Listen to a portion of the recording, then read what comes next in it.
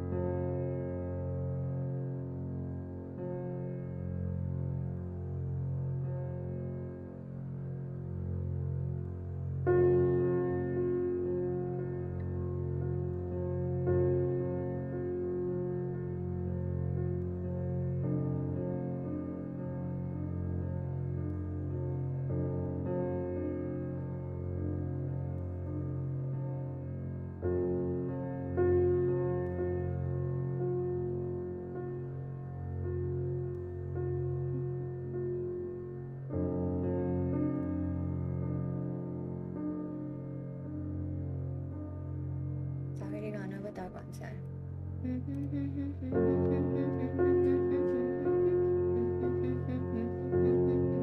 ये सॉन्ग जितना तू गा रही है, it's much better than the background music that is currently playing on our stream. हम लाइव है क्या? But अभी chat can't hear us ना, because अभी तो No, chat can hear everything. Chat, कैसे है chat? Nice song तानिया बोल रहे हैं. What is this, yeah? Chat could hear that? Yeah, chat can hear everything. Oh my god. Okay, so we are live. Welcome back, chat. We are live, but Tanya, no one can see you yet. Should we do that? That people can also see us. So right now we've got the stage and the auditorium being set up. We're waiting for the players to arrive. Right. Such a big day of chess coming up. A very exciting Tata Steel lineup.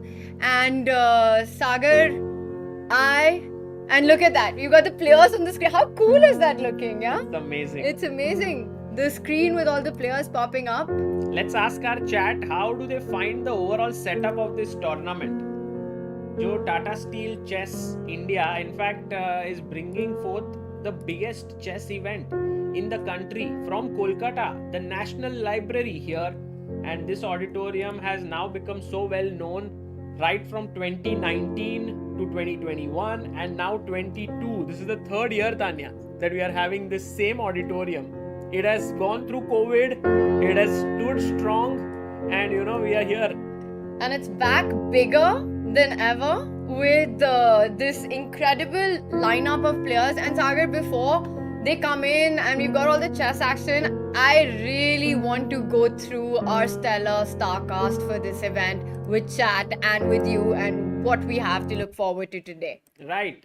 So let's do that. But before that, if we can just have a look at, shall we look at the pairings also, the players also, the prize fund also, the format also, सब कुछ कर लेते हैं. But guys, first, a huge welcome to everyone here from us in the studio. What's up, chat?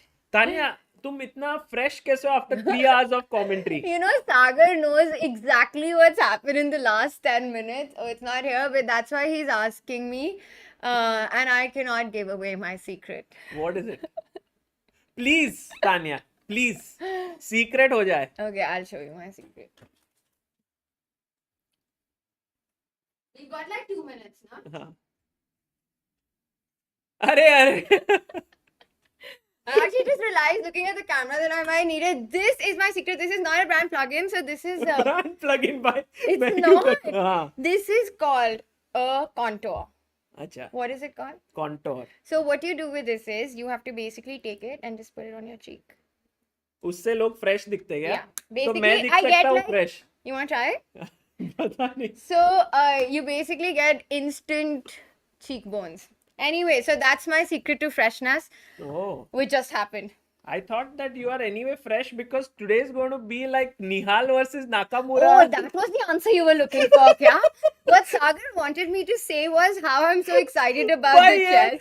मैं तो सोचा मस्त बताएगी ये हो रहा है वो मैचअप है ये तो मस्त ये डब्बा लेके डब्बा मत बोलो.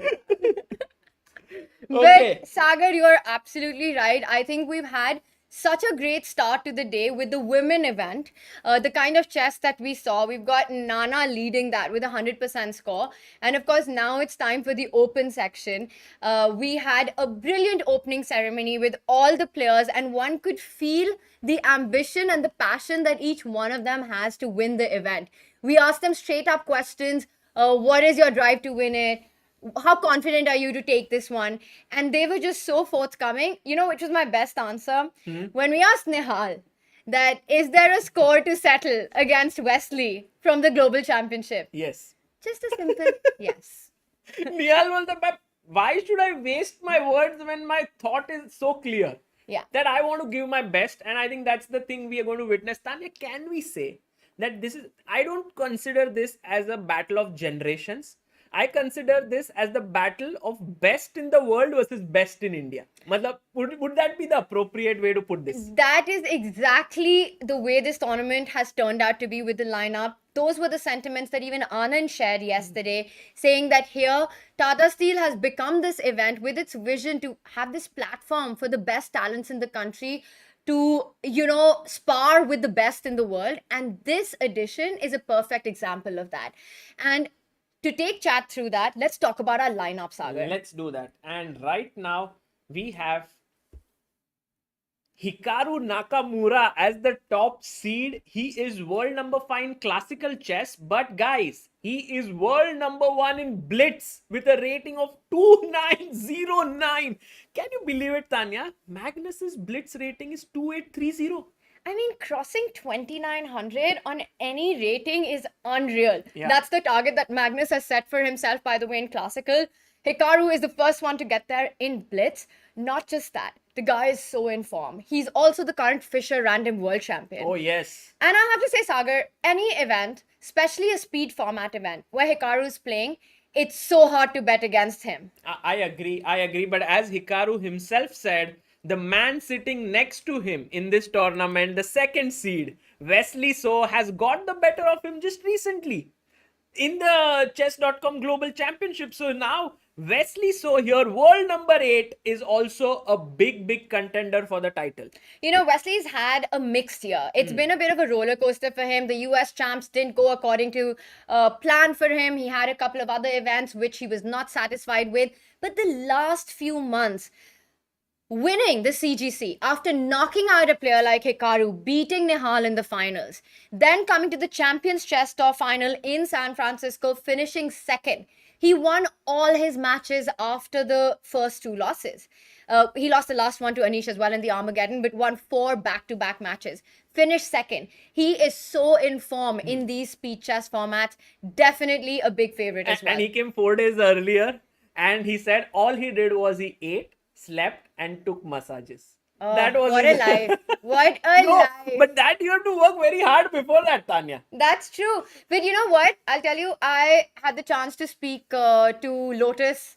His mom is here with him, as well as Wesley. They love India. They love Kolkata. Oh, yes. And I think they look for any opportunity to spend more time here. So he is only too happy that he could come directly from his last event. He's well rested. He's ready to go. Yeah. Definitely a big favorite. And talking about favorites, we have another big fish in the pond, Shakhriyar Mamedyaro, world number 14. I think I'm waiting for some sacrifices from Shakhriyar. What do you have to say, Tanya? He's not a big fish. There's a reason he's a shark. He's a shark. Nice one. You cannot. I mean, this guy with his aggressive style, attacking play, creativity is such a monster when his opponents have only such little time to counter it. And he can create mess in any position. So that's going to be great fun to watch. And what about this guy, Tanya? This is the man. This is the boy, you would say. He's just 17 years old. You know, it's so easy to call them boys because they are, but really the way they play, it just feels as if it's not about an opportunity for them anymore. Now they have ambitions of beating the best in the world and winning the whole thing. Nordebek has that in his mind. He has been such a strong entity this year since the Olympiad. He is the world reigning world rapid champion. Absolutely. And that was when they had everyone play. They had Magnus play, Hikaru play, everybody was there. Yeah. And I actually witnessed it firsthand, standing right there when he beat Magnus Carlsen. Carlsen wanted to draw, he was repeating, but he declined it at some point and won it. So that's the kind of emotion that Nodirbek carries with him, that he can win any tournament. Talking about the guys, we spoke all about people who are from outside India. Now the highest rated Indian player in this event is our very own Vidit Gujarati. Woohoo! And I have to say that, with his play over the last few months, he's climbed back as India number 2. He's up on the standings. He had a brilliant European team championship where his team won. He was a star player there along with Hari. Also, recently at the St. Louis tournament, the Fall Classic, I think, he was leading throughout, finally finished second, gained 6 rating points. Vidit is definitely... He's been a regular in this tournament. The championship has evaded him so far, but he wants to start strong and finish strong. He's the only player ever to have played all editions of Tata Steel Chess India. So starting from 2018. I'm very excited to see how he fares against all the players. Let's quickly check who's the next one. And the crowd favorite, I would say, he makes everyone fall in love with his love for chess. Parham Maqsoodlu here, all the way from Iran. And another big fighter. Tania, we're talking about our field. I feel it's a very fighting field. Like everyone's here to just. It's gonna be a boxing match here amongst the players. There's going to be a lot of punches. Nobody's going to back down, and super excited to see it. You were mentioning about Parham. Parham is, I think, a player who is. You can never underestimate him. You know what he mentioned? He said he loves playing here because the amount of love and fans he has from India, I think from the previous event, he feels so happy about it. He said, I enjoy playing here than playing in Europe. Correct. And everyone loves him, as we all know. By the way, in the chat, everyone's like, Samay OP Supreme Leader. We know, guys, he resembles to Samay, of course. Very, very similar in his looks. But now, next up is Gukesh D, really the big find of the Olympiad that was held in India. Tania, this along with Arjun, these two youngsters, I am very much looking forward to how they play here. Super excited to see them. Arjun is the winner of the 2021 Tata Steel Rapid and Blitz, both events. And I think here, it's of course, the field is up a notch from what it was in 21, but going to be such a fun ride. And Sagar, we've got about a minute to lift off. We need to quickly look at the pairings. But guys, Nihal Sareen is the next player. And we also have Sethu Raman here. Very quickly, looking at the pairings for the first round, Nihal versus Nakamura is the big clash that we have on our hands. Wow. I mean, we could not have asked for a more banging start to this event. Nihal Sareen, the bullet monster, the bullet beast. Well, these two can arguably be said as the fastest players in the world. Right. They're facing each other in the rapid format. And I think, yes, on paper, Hikaru would be a favorite in this match, to be fair. I mean, he is an established elite. He is black.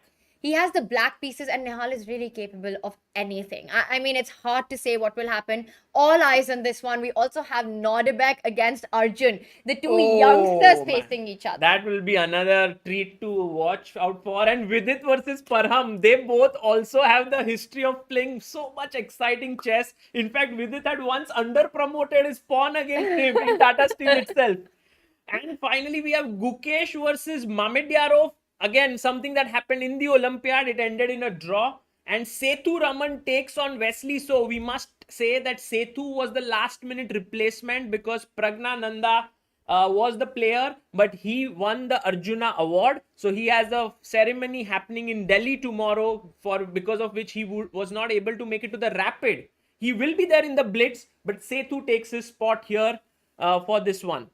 Absolutely. Prag and Bhakti are both in Delhi for the Arjuna Award ceremony. Really a big moment for not just them, their families, but for the whole Indian chess community. It'll be the first time that chess gets the Arjuna Award since 2013. So a lot of fun, and we have got action. We have got action. The players are there. Auditorium is getting filled up. We can see Vidit and Parham on the board. They're ready to go. Producer G, we would love to see a full view of our hall, and there we have it. Oh my god. Producer OP in the chat, guys. क्या ही बढ़िया shot दिखाया है. It's so beautiful with the big screen there where you can follow the games. The crowd is sitting there and those 5 tables with 10 players nicely spread out, Tania. Wow, the top view as well. It is absolutely stunning. मजा ही आ रहा है. मजा आ रहा है. And guys, we can see Lenny there. He's getting his photos. He's one of the best photographers in the chess world. And he's looking forward to what he gets out of this. But really, I think we've got lift off now. Yeah, we have the game that has started. And Tania, an amazing news flowing in is that we have been successful with the heart rate, it seems. I don't know if 100% or not, but at least things are working out there. So Hikaru, let's go to Hikaru versus Nihal Sarin. Nihal opens the game with c4, knight f6, knight to c3, e5, knight f3 on the board by Nihal, playing the English opening, knight c6, d3, and that is what we are seeing. Hikaru Nakamura just sort of, brushing his beard, just trying to think, what should I play that, will confuse Nihal here. I'll tell you what he's thinking. He's thinking, does he go into a reverse Sicilian with d5? Because if black does play d5, it's a very tempting move. You open up the center, but it's basically black playing a move down in the Sicilian. Right. And I think that could get a bit tricky. So he's trying to understand what opening approach he wants to take here. And that's the big question. So Hikaru's slowing down a little bit. Okay. Just the news coming in that maybe the heart rate and everything will work out perfectly from the second round. He's definitely not 210. No. Chat, that is not happening right now. We are fixing that. दोस्तों, everyone was like Nihal 45, Hikaru 210. क्या ही चल रहा है? But I think, guys, just it'll be fixed in a bit and everything will work out perfectly. Tania, I want to just add a small note here because I did see this happening a few days ago, that in this position, if black were to go d5, Nihal is very likely to play here e4. And this was the same move that Magnus played against Hikaru in Tata Steel here itself when Hikaru blundered here with knight f4. Can't say a blunder, but a big mistake, a serious mistake. After Magnus took and d4, it was a big advantage to Carlsen. And so here Hikaru says, let me not go for this d5 move. Let me play bishop to b4. And bd2, short castles, g3, and knight d4 on the board, Tania. That's very energetic play by black. Again, just taking advantage of the fact that white hasn't finished development, Sagar. You still need 2 moves to castle. Black is trying to make the most of that. You can't be greedy with knight takes e5. Let's ask chat. Oh, that was a question. Let's ask chat. Well, Tania is getting so good at asking questions to the chat. I was like going to say this and Tania asked it beforehand. So guys, what happens here after knight takes e5? Not bishop g2 as Nihal played, but knight takes e5. Why is this a big mistake? Can anyone tell super us? Instructive of why you have to be careful in openings and not greedy. And I think we're getting some answers in chat. Absolutely on point, Sagar. The problem with picking up the pawn. Chat is so good. We are having almost 2,000 people here. And I think let's have at least 100 people answer this. Let's see what they have to say, Tania. Right now, the move that is really up on the top is Rook E8. We have Kavya, Jai, Aryan, Swaminathan, Hasibul, Apurva, Naman, Akshaj, Alpha and Usman. All you have to do, guys, is write down your move in the chat and it gets picked up by the chat chess moves and we can read it out as to who gave the right answer. So let's go back. Rook E8 is the reason why you can't take it. And just to explain it very quickly, what happens here is that after Rook E8, Tania, big problem. Huge problem because actually a move like knight f3 runs into knight f3 checkmate. Khatam. No, khatam. Tata. Tata, goodbye. Bye-bye. Bye-bye, Katam, Tata, goodbye, sab kuch. So you can't allow this. What you can play is f4, but then black insists, you know what, move that knight with a move like d6. So, right. And this is a disaster. Knight is almost trapped there. And so Nihal said, let's not get into all this business, which is anyway bad. Let's go bishop g2. And Hikaru now goes rook e8, improving his rook. But I think, Tanya, that is a serious error. A big error here. And we need to figure it out. Why is this a mistake? Because the right move here was to take, bishop takes, and then maybe go c6, rook e8, just normal chess. But he's gone rook e8 first, and Nihal, boom, takes on d4 instantly. Wow, and that's a committal move. I mean, you've got to know what you're doing if you play a move like knight d4, because you're opening up the e file. And also after e d4, Nihal immediately blitzed out the move. Knight b5. Cool and calm, Nihal. Hikaru has taken 3 minutes already. Nihal just at 14 and a half, a little more than 30 seconds, attacking d4, attacking that bishop on b4. And the point is that if the bishop goes back, you lose a d4 pawn. Yes. And if you take, I think that's the right move. And you take queen d2. And now? And how are you defending this pawn? Well, I'll go c5. Yeah, and give and take. Sure, you defend it, but do you want to give this d6 square to the knight? Knight d6 will come in, hit that pawn on b7, and hit that rook on e8, and this is as ugly as it gets out of the opening. Yeah, and then let's say if I go rook e6 here, Tanya, already knight b7, bishop b7, bishop b7, and you are a complete pawn down. And I'm just noticing in chat, people are pointing out this d6 weakness before I could even say it. Chat guys, why don't you come over to Kolkata, join us in take our commentary. job. Just let us take some rest. Yeah. Because clearly you guys know what is happening. But I have to say, Sagar, is Hikaru in trouble? I think huge trouble. But what he has done, and when a beast is in trouble, it's the most dangerous.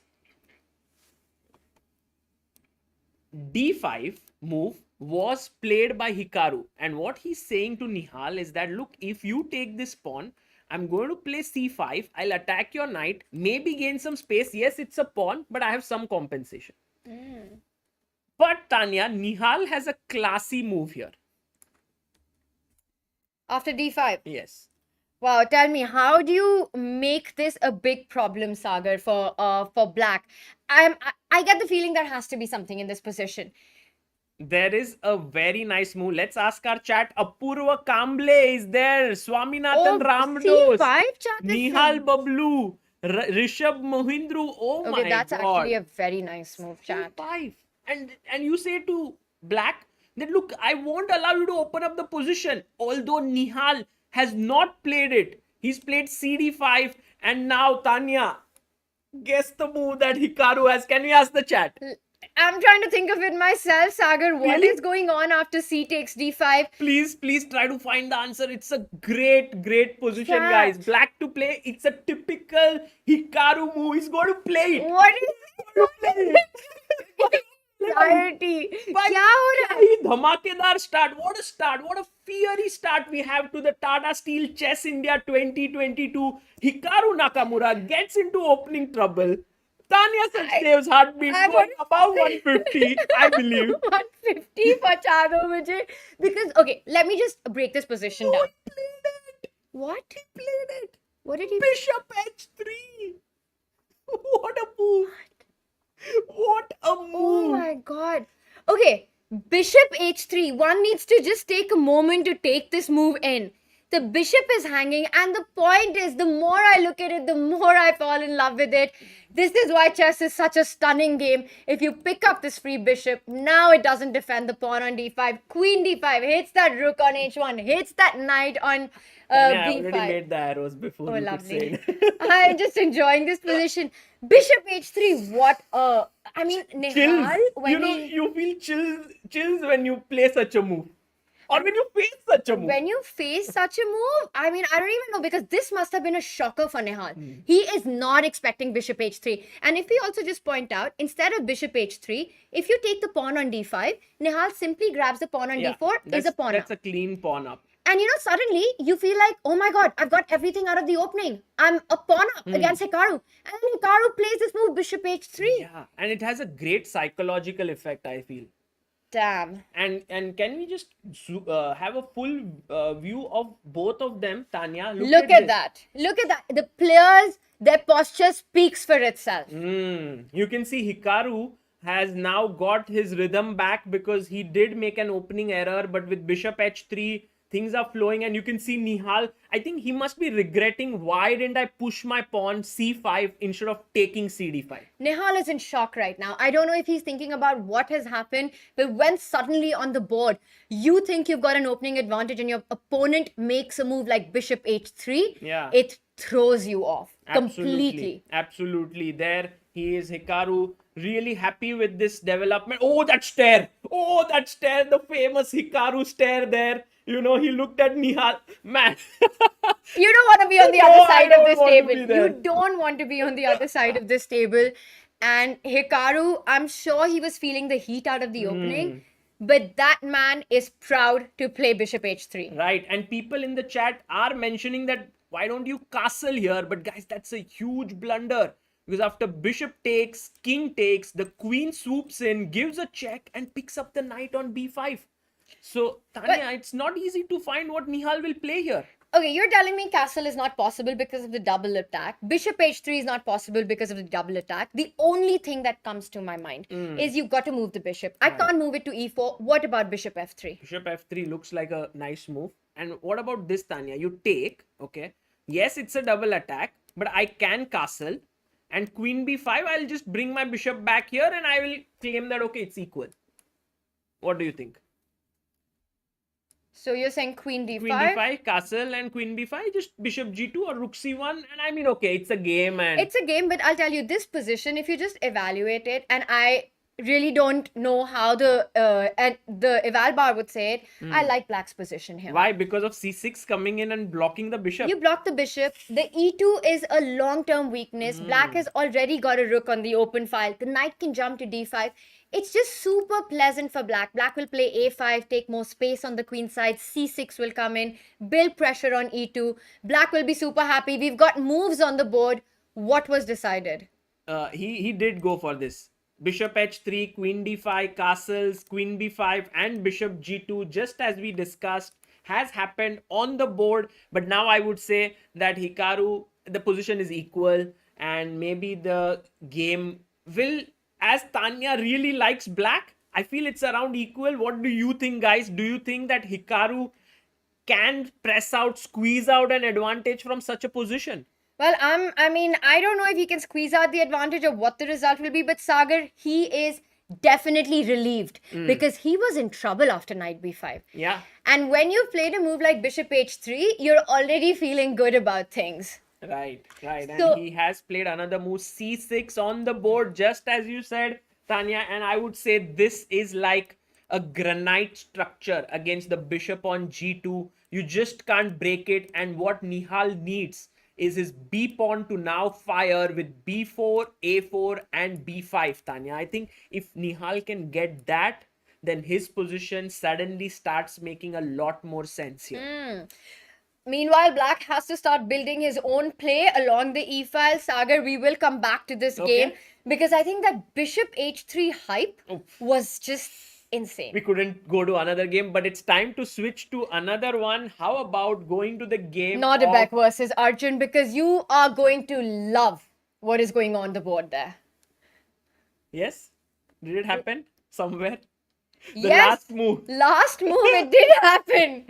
So, do you want to quickly take it from the top? Let's go. So, white Norderbeck opens with e4. Arjun goes for the French. We had the advanced French with c3, knight c6, knight f3, bd7, bishop e2, and f6 was played on the board. Now, castles, fe, knight e5, knight e5. This is all theory, by the way, guys. Queen c7. And now, instead of defending this pawn with bishop f3, Norderbeck, true to his style, goes c4. And Arjun, who likes to grab pawns, says, Norderbeck, that's a free pawn, I'm taking it. Takes the pawn with his king in the center. Norderbeck takes. Arjun long castles. And now, Tanya, you really don't want to take on e6 because bishop e6 attacks the queen here. Black would be fine. So he went knight c3, knight f6, rook e1 was played. And now Arjun said, ed5. It's a free pawn. And now, time for Bishop b5, disco, discovered attack. It's the time to disco, but is it a good disco? I mean, it's a disco that lights up the board. Look at it. Now, black has got an extra pawn. Yes. But how are you going to keep that pawn defended? There is pressure on d5. The queen has to move. And let's say, what's the square that comes to your mind as the most natural square in this position? I would love to go to d6 to keep my d5 pawn safe. Maybe that's one move.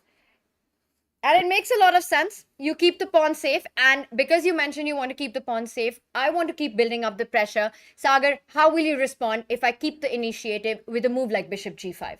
Ooh. I think black to play. Then. After queen d6, bishop g5. Okay. I'm hitting your knight. I am technically at some point attacking d5.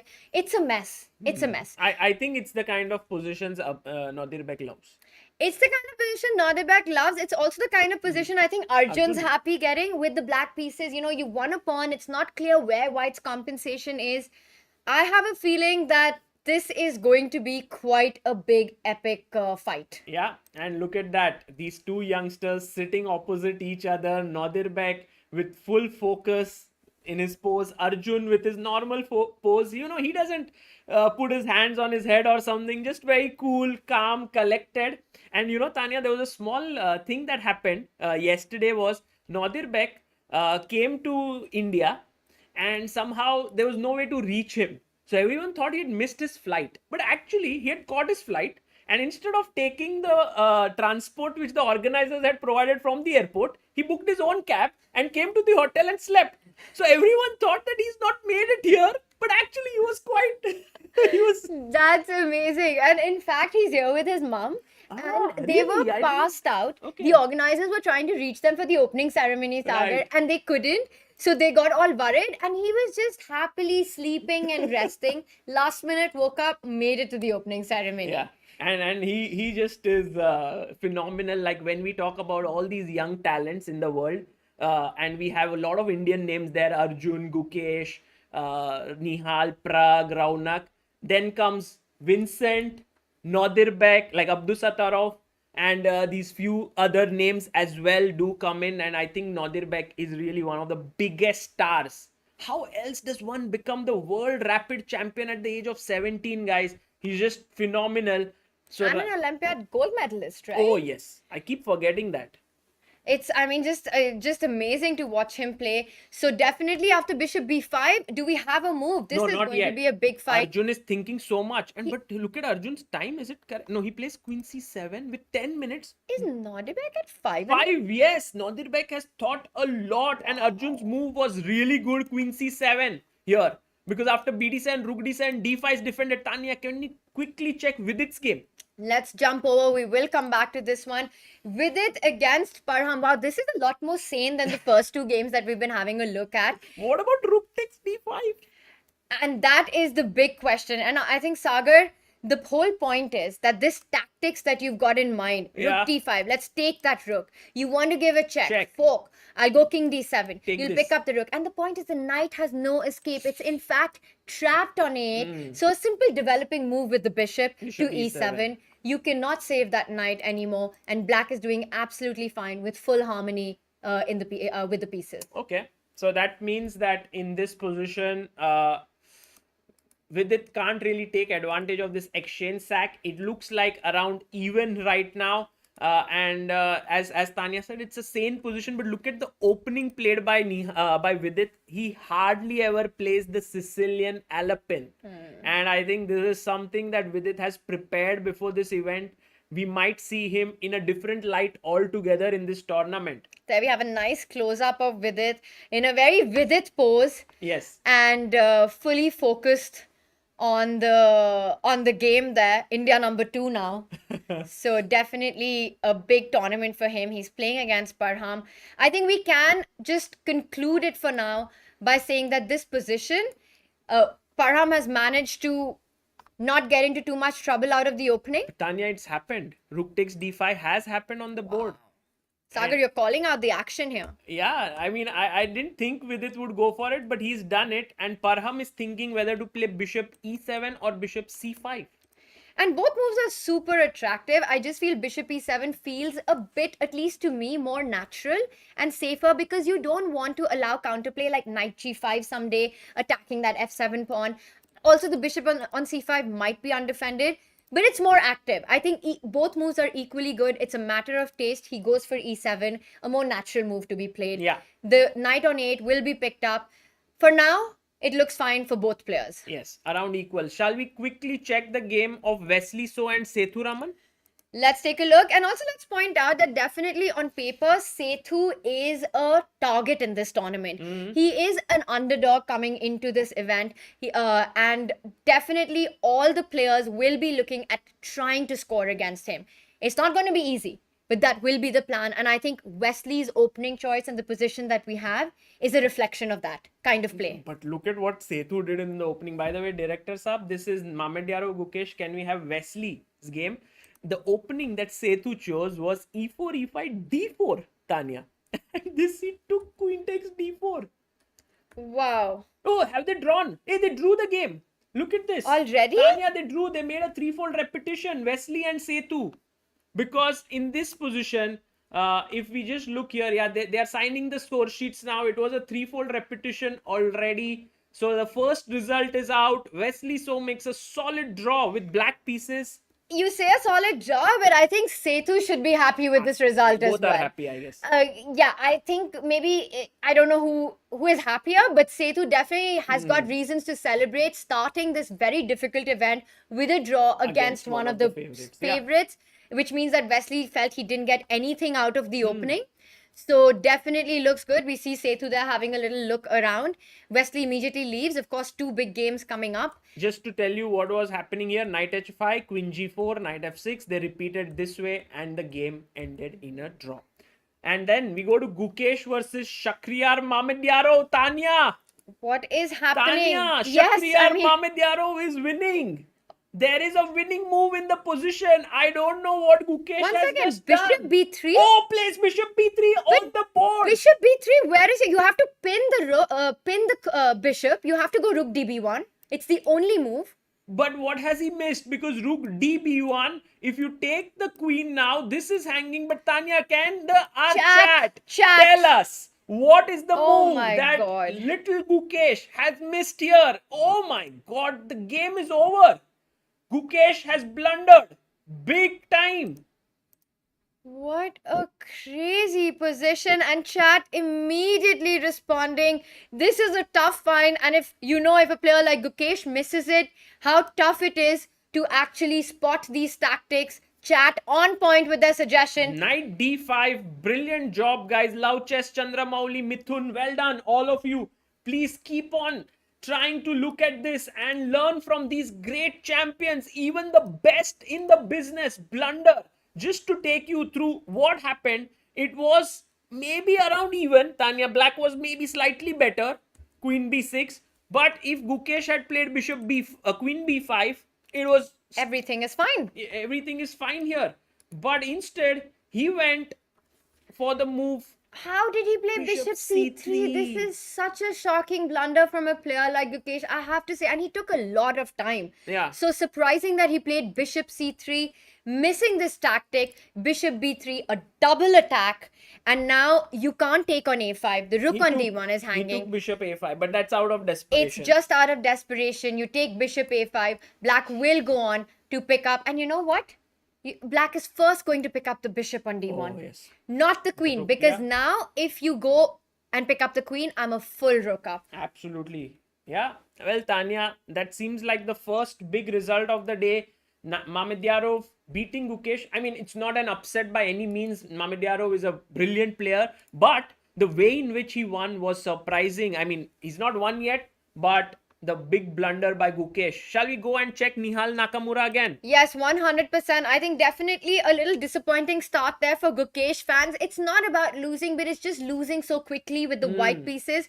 Gukesh needs to make sure that he leaves this loss behind for the next upcoming game. We were talking about Sethu with this sort of a semi-upset against Wesley. Is Nihal on his way to hold Hikaru here as well here? I don't have a doubt because, okay, just to take the viewers through the last few moves, Nihal did start a queenside minority attack to open up his bishop. And for that, he was even ready to sack a pawn. And after takes, now the e2 pawn is hanging. So Nihal has to be careful. He goes rook a2, knight d5. He chops it off. And I think Nihal has gone for safety first approach, Tania. I think this will end in a draw. And the reason for that is that black has an extra pawn, but this pawn means nothing. You can attack it on the spot with a move like rook b2 or rook a5, and it's just impossible. Black can potentially defend it with rook e5, but let's just have that on the board. Rook b2, rook e5. Black can never improve the position here. And I think white can keep waiting with his king here, and black cannot improve really. So I believe this game is going to end in a draw, but it will all depend. You can already sense that Hikaru knows that this is a draw. Like, generally when a player wants to try for a win, he's just looking here and there. That's not how you see. Producer Ji, let's try and focus and get our zoom in on Hikaru and see how he's feeling about the position. There you have it. I have to say, as a commentator, I really enjoy having Hikaru at a tournament. He's so expressive. Absolutely. And a lot of top players actually say that don't go on Hikaru's expressions. They can be very misleading. Yeah. Because I think they sort of understand him a bit more. Because, Tania, even when he has a good position, often he's shaking his head and he's saying like, I didn't make a good move or something like that. I know he doesn't do it deliberately as such. By the way, the thing is that you can never just depend, because if you think he's losing, he'll suddenly find a great move. Yeah, because he's one of the most resourceful players in the world. It's never easy to beat him, even from a winning position. He's so tricky. And but Nihal is holding his own against arguably the best speed chess player in the world. For sure. And I think Nihal Sarin is one of those youngsters of when generally we see most of them want to play aggressive chess, like what we saw in Nodirbek versus Arjun. But Nihal's general approach is safety first. I think that's his style of play in general. Even yesterday, Tania, I was doing a quiz with him and Arjun. And what Nihal would say is that, can we both give different answers just in case? And then when Arjun would give one answer, Nihal would say, just to be safe, I'll choose another one. So, the safety first approach goes in other parts of his life as well. Yeah, he's extremely pragmatic many, many times. And I completely agree with you. So it's also a bit of clash of styles here that we've got. Absolutely. So this we are calling it as maybe equal. Sagar, we have to go to this. Nodirbek Arjun. Let's go to that game and see what's happening. Because b4 on the board and Arjun has to find the only move which he finds. But it's also an easy move to find because everything else feels like it's going to collapse the position. You can't allow a trade on c5. If we just go back to this position before c4, very important move that black has to close down the queen side with c4. Right, absolutely correct. And when c4 was played, Nodirbek instantly played queen f3. Also, he's very low on time, Tania. He has 1 minute 43 seconds. Arjun has an advantage in material, on time, and also in the position. I mean, queen f3, again, it just comes down to, right, you've given up a pawn, prove your compensation.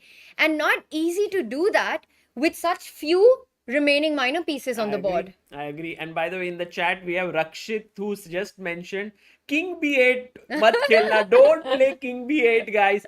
Here, bishop f4, you're just going to drop the full queen. And it's an important point because king b8 is such a natural move to make in such a position to keep your king safe. But you've got to watch out for that pin. Yeah. Okay. So this is around clearly better for Arjun. He has to find rook h e8, which most likely he will. And he plays, this typical Arjun move. Tania, left-handed, brings in the rook to the center, presses the clock with his left. And I enjoy watching him. Classy. And he's so calm and composed and he's got time on the clock. He's enjoying his position. I'm a pawn up. I want to trade pieces. You've got no compensation. You're low on the clock. I love Kolkata. I have won the last rapid. I'm the defending champion. I think Arjun just enjoys it here. He really does. And we're seeing that Nordebeg under big pressure. I think he's made He a played move. rook I D1. just saw on the camera some movement there. Rook D1. So setting up some pins, you've got to be a little careful. You can't sidestep with a move like King B7. It runs into Rook C4. Right. Because then the D5 pawn is pinned. You can't go King B8 as Rakshit pointed out. It runs into Bishop F4. So still a couple of practical problems to be solved. Yeah, so here let's see what Arjun does. Rook E4 looks like a good move. Can we go to the game of Vidit versus Parham Maksudlu here? I kind of visually like Vidit. And the reason for that is, Sagar, you love the pawns in the position. Yes. You're loving the space that Vidit has, that knight on d4, Yeah. controlling the position. That d5 pawn looks like a long-term weakness. But all that said, it's still going to be difficult because black has this activity with the rook on c3. I can immediately challenge your knight That's with a the move like biggest knight problem. c6. I mean, you're just going to come here and exchange, and I'll have to get rid of my beautiful knight. Yeah. I think that just makes it around equal. It's like you're so happy with, Yeah. everything going your way, things are falling in place. But then suddenly, But that's life. suddenly your boss is like, bye, we don't need you anymore. And then you're like, what? I was so happy. I had everything going. You've just taken everything in one move with something like knight c6. Right. Absolutely. By the way, Nihal versus Hikaru seemed, the game has ended in a draw already, Tanya. And that's a big result there because both these players are well known for their play. What just happened there? Hikaru's saying- Something is going on. Is it, did they repeat? Yeah, no. Oh, they agreed for a draw, I think. Yeah, I'm no, not I think they sure. made a few moves and they agreed to a draw. All right, we'll find out. Maybe Amrita can tell us what happened there. No, it's just a draw. Okay. So we do have, this one has ended. Wow, Sagar, Nihal and Sethu drawing Yeah. in the first round against the two big heavy favorites. I think both Indian players should be happy with this outcome. Nihal, I don't know, when he's going to check the game and see that c5 move No. could have given him this big advantage, he would be like, oh my god, what did I miss? But then I'm sure after bishop h3, he's just relieved that the game is over. You know, Tanya, I don't even think he's going to have to check. He just knows that he didn't play c5 there instead of taking the pawn on d5. But a very nice skirmish there. A small fight, but very enjoyable. Let's quickly go to the game of Gukesh Mamedyaro to see if there's been any change and Gukesh has any chances. I But- believe not. Not, because I mean, here you just simply count the pieces. Yeah. Black has an extra exchange. There is no compensation. Black's rooks are active. There is no domination of pieces here. In fact, black can also just trade off the final pair of rooks on this very move. You want to do that so that white can't create chances. Rook b1 is what I'm expecting here. This will be game over soon. Yeah. I think the fight, we have to go back to the Arjun Nordebeg game. Big. This is a big one here. I think Big one. the most exciting because Vidit and Parham is most likely going to end in a draw that's equal. So then, and Mamedyarov is already much better against Gukesh. Here, Arjun is better, but it's not that kind of stable better. It's more like this king is weak. There can be tactics coming in. F6 is hanging. What's happening? It's very complicated. Well, right now it's clear that after king g2, white has a threat, right? You want to take on f6 and you want to take on d5 and rook e5. Why rook e5? How did he find it? Because now after take, and queen f6, can you guess what move Arjun has prepared here, Tanya? Unbelievable. To find move like rook e5, you have to spot this next move. I mean, I don't know, you're just giving up a pawn, Sagar, and I'm struggling with it. It's too good a move. Too good. And guys, you will really be amazed with this move. It's so tough to find. You can't play rook f8. Vaibhav, e5 is hanging. Rook on e5 is hanging. Yeah. It's not at all easy. You know, you can't make a move like queen d6 because you trade the queens and then rook c4 is coming in, Oh. picking up that rook on d6. Exactly. This would hang here. Queen e7 to trade off the queens? Is that an option? Absolutely right, Tanya. Queen e7 trades, and even this check is now no longer a big problem because king b8 and you have these two passers running down. It's just a stabilizing move. But wow, this is tough because after queen c6, you are a bit worried about this. Yeah. Has Arjun spotted all of this? No, and the thing is, Nodirbek saw it, so he didn't take here. He went bishop f4. But then Arjun said, I'm playing my rook to e4. Such insane level of accuracy that is being found here, guys. Now, by the way, I was just no, rook d5 just has rook d5. The rook is protected here. He went bishop g5 back. Queen e7, another brilliant move. A4, and before you even know it, Tanya, black has stabilized himself, and Arjun is just, how do I say, running towards victory. It is amazing. I mean, the last couple of moves, like you mentioned, the accuracy has been insane. 8-6, asking questions to this active bishop. Where do you want to go if white trades off? You're super happy. How many pawns up is that? That's 2 pawns up. Yeah. You know, that's a lot of pawns. And if it goes into an endgame, white is dead lost. So if not bishop f6, where do you go with your bishop? He went bishop e3. Because you have to try to keep your chances alive. And can you go knight g4, still putting more pressure on e3? How are you going to... He's going to play it. And with you bishop know, Tanya, d4? Arjun seems to have picked up from where he left off last Kolkata. Oh, God. Yeah, you're saying knight g4, bishop d4, Is yes? that an option? Then I go rook f8 and Oh my God. again trouble. So all pieces coordinating beautifully, right, for And black? look at that, Arjun, the close-up shot of Arjun that we have there. I think he can smell the victory. Knight g4, I think he's gone for it. What a guy. Arjun, OP, guys. What a move by this youngster.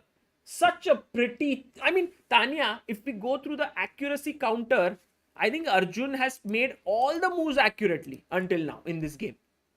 95, again the best move in the position.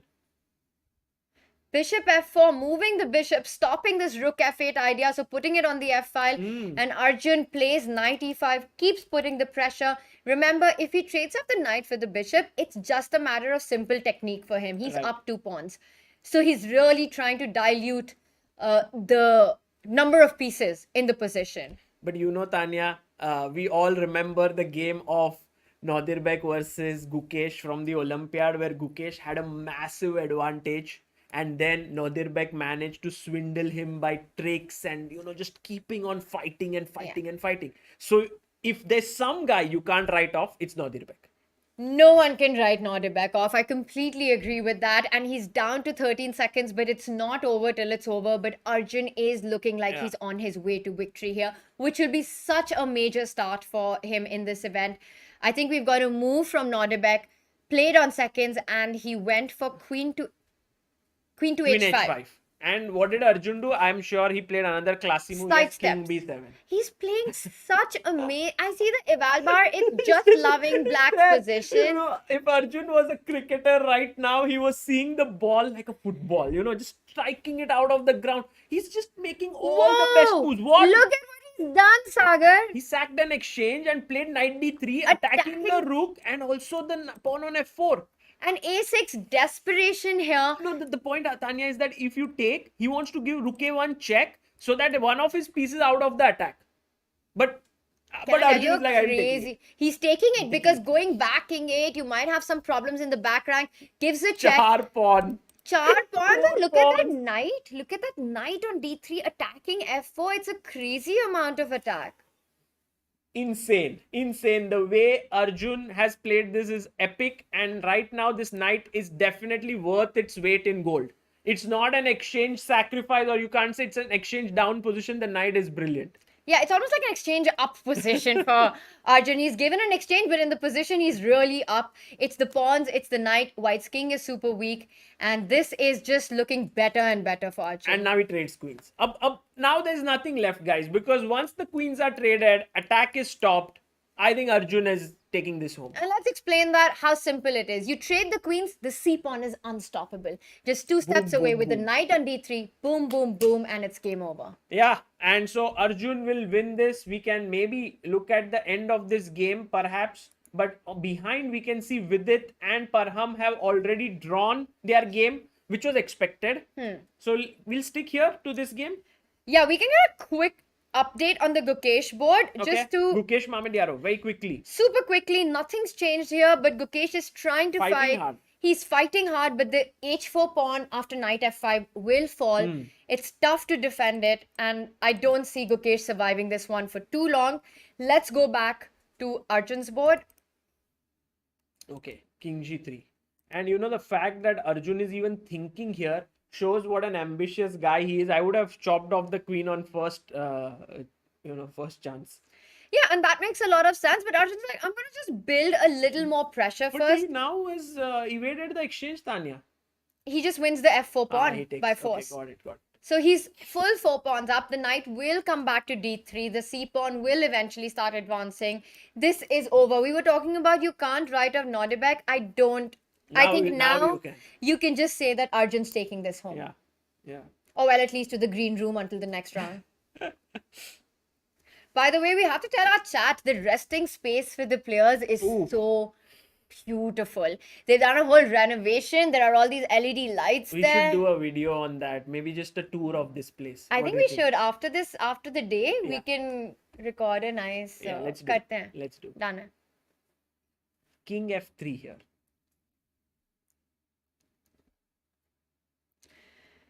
All right, so King f3 played and d4. D4. Chat question. मार दिया तो क्या हो रहा है? Rook d4. Guys, find the winning move for black. Come on, you can do this. This has to be. We need at least 200 people to step this one up. 200 of them, huh? Let's see if we are able. Oh, by the way, resignation has happened. Nodirbek has resigned, just to show you what the end of the game has been. Here, Rook event King e4 d3, and he just resigned here. Our question to you was, what happens to Rook d4? And Tanya, the chat does listen to you, because we seem to have got so many answers here. We have a total of 167 people. It has to touch 200, and what do we all have to do? This. It's not disco divane. Then what is it? It's the time to disco. Oh, it's the time to. Apurva, Utsav, Abhishek, Mandar, Shubham, Dynamic Chess, Aradhya, Arnab, Mukul, and Akash. Well done, all of you, for finding this. And well done, Arjun. Sagar, he has won his first game. I don't know what it is about Kolkata, what is it about this tournament, but Arjun starts super strong with a win against Nodebek, and that too with the black pieces. Yes, and a flawless game also. So I think Arjun looking very strong here. We will now show you the pairings of the next round and also the standings, but let's just have a quick look at how things happen after the round ends. What happens is players move out, and there's a resting area just outside just a few, like maybe 20 meters away, and then the players sit there. They have food and everything there, and the arbiters, look, they are doing their work. They are replacing the name cards because they know what the next pairing is, and all of this happens like clockwork. At a tournament, so many people do the work behind the scenes, Tanya. We've got about 17 minutes of the players to rest it out, but let's also, Sagar, I am kind of reeling from all the action that we've just witnessed. It's been such a crazy start. I mean, I want to talk about the Nehal-Hikaru matchup, right? Hikaru gets into trouble in the opening. Yeah. And then finds this brilliant bishop h3. And after that, it just felt like it was an even game through and through. Do you want the chessboard as well? Yeah, I think it would be nice to just see these big moments as we had them. Oh, for sure. And there we have a nice little scene for us for just the chessboard and without the player cams. So what you were saying, Tanya, is this move, boom, out of nowhere, that was played here by Hikaru Nakamura. Bishop h3, would you call it the move of the day, perhaps? Move of this round for sure. And I also want to, let's just go one move back and show how things could have been so different, Sagar, when d5 was played. Had Nehal just made the move c5, winning that d4 pawn in the very next move. Yeah. And the thing is that Nehal just thought after cd5, black has to recapture. It's so easy to miss something like bishop h3. But again, Hikaru, being the resourceful player he is, found it instantly. Yeah. Just no seconds at all, yeah? Goosebumps are mujhe. Pata hai, the reason why I feel so, this game, even though it ended in a draw, is like in the span of few moves, so much happened. From Nehal having a winning advantage, not winning, but a very decisive edge out of the opening, to Hikaru fighting back, and then the game ending in a draw. It was great fun to watch it. And the Nodebek-Arjun matchup. I mean, what a flawless game by Arjun. It was just incredible to watch how he got this pawn out of the opening. Nodebek tried his best to create an initiative. He got it, but Arjun up to the task, from the start, kept building on it, literally played with all his pieces in the center. That was such an instructive game, Amazing. Sagar. And I think the key moment, Tanya, of this game was this moment when actually Nodirbek went bishop b5. This is a mistake.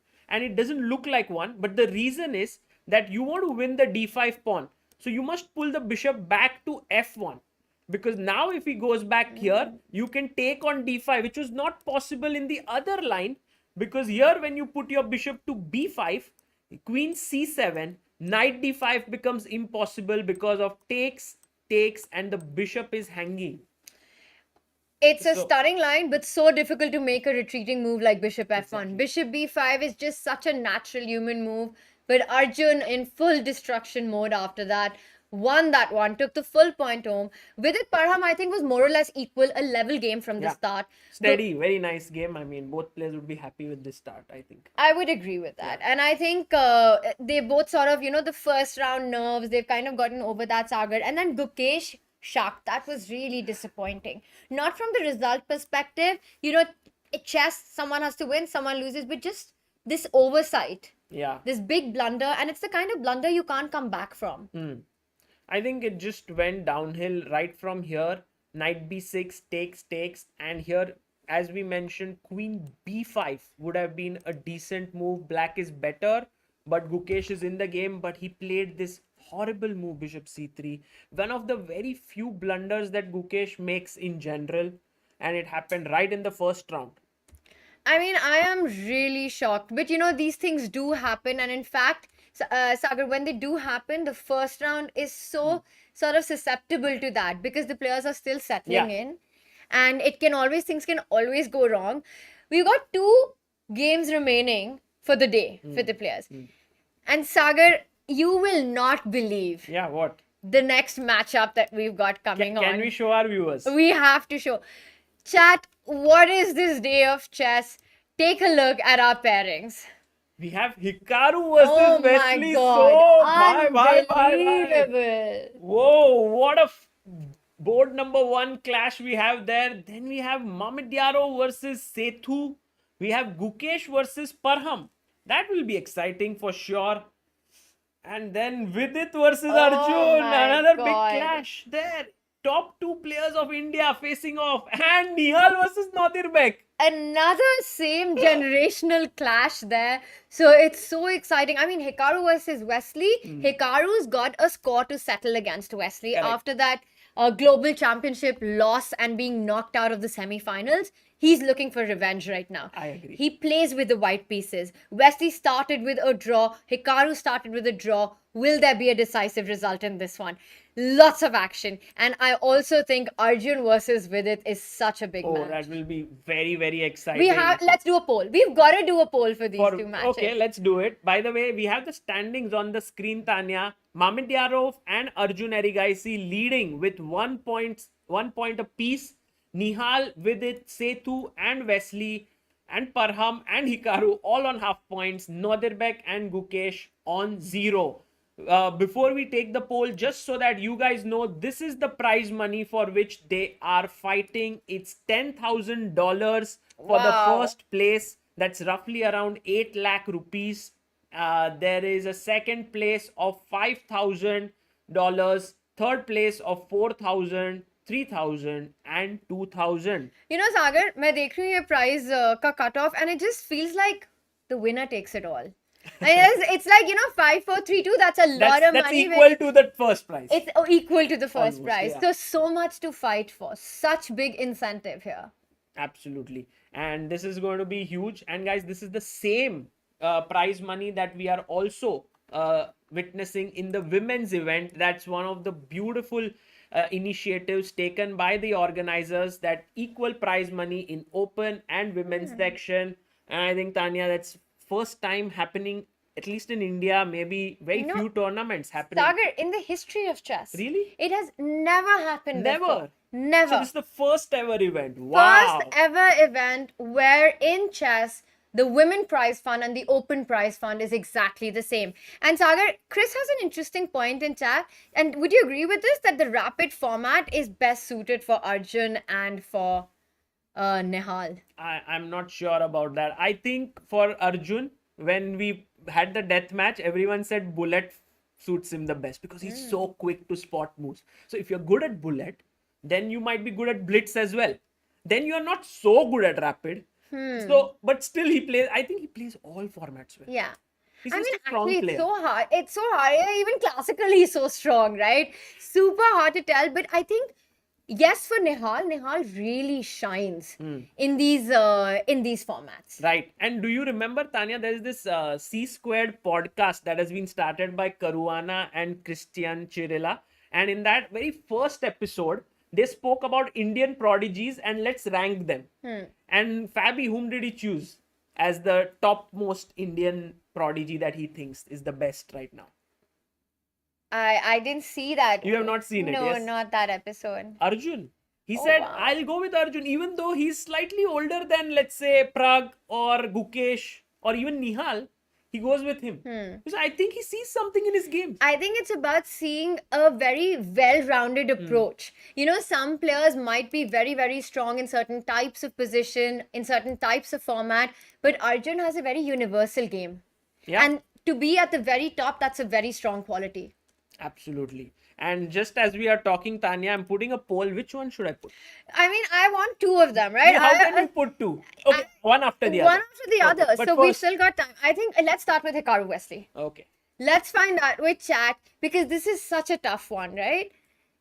Yeah, this is going to be quite tough. And I want to see who the chat is supporting because, on one hand, we have the people's favorite, Hikaru, like, he's the streamer as well. He has such a huge following there. But Wesley, everyone loves him. He's so kind. He's so Oh my soft spoken. He's a sweetheart. You know, Sagar, I'll tell you one thing. Wesley, I think, is the most humble, the sweetest, the kindest like person that I've ever met in my life. Really? When you talk to him, he's so soft spoken, always has nice words to say about people. It's just such a pleasure to be around him. And he's always, complimenting others, sort of building them up, and always full of appreciation for the work that everybody does. Yeah, that's what I've seen. Like, whenever he wins a tournament, he would first go and say, I'll thank the sponsors, I thank the organizers, I thank the commentators, the arbiters. He remembers everyone. Yeah. It's just so amazing because that just shows the amount of gratitude he has for things. And that is just phenomenal. Yeah, we have a poll right now in the chat. And guys, please do go in and tell us, what do you think about this amazing encounter that we are going to witness between Hikaru Nakamura and Wesley So. What a big match coming up with Hikaru and Wesley. And given their history previously in the last couple of months, are we expecting a big battle here, chat?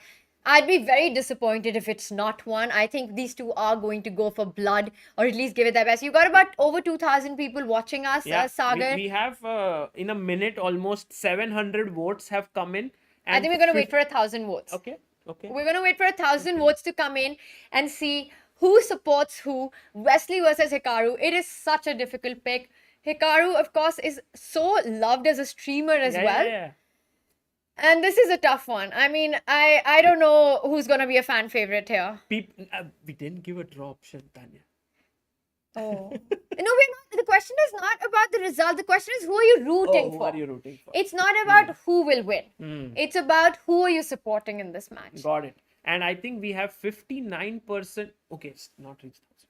We are at 836. So, chat, come on, we have थोड़ा to. जल्दी vote कर दीजिए. हमें दूसरा भी करना है ना, It's all Vidit about वाला. one click there and you can make that vote. And by the way, guys, today at 12:30, 12 o'clock, we had the women's event where we commentated for 3 rounds, then a short break, and we are here at the open section. It's a lot of fun. It's full. I like this word, Tanya. It's called chess mai. Chess Mai. Mai means, like you have become filled with chess. So I find this atmosphere here fully chess mai. Yeah, I like that. I like the vibe of it. It does feel like that. From morning to evening, we've got this chess action going on. The players are right across from us in their resting areas. The auditorium, there's an open tournament happening on the ground floor as well. So much going on. It really is a chess mai. Yeah, you didn't use it so well. No? But why? I thought I did because I kind of built it up about what's going on. I explained. Chessmai is a very personal trait. You become Oh, Chessmai. The atmosphere is Chessmai. You used it as something like it has. you're very Yeah. critical about. No, no, Chessmai is. I love that word. So Oh, so you're very. It's like it's on yeah, yeah, principle, you yeah, need it very to be used possessive about correctly. that word. I learn it, Sagar. I learn how to use chess. My chat, please give me the right sentence here that will make sense for this word. But okay, what I understand what you mean is that I have internalized chess here.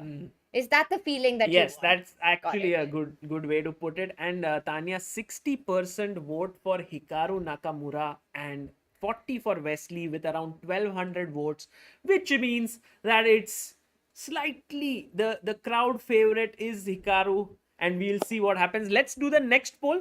Let's do it. So 60% for Hikaru, 40% for Wesley. And it's understandable. I think so many people across the world have watched Hikaru's stream come. And he's got this amazing combination of being such a strong player and such an incredibly entertaining streamer as well.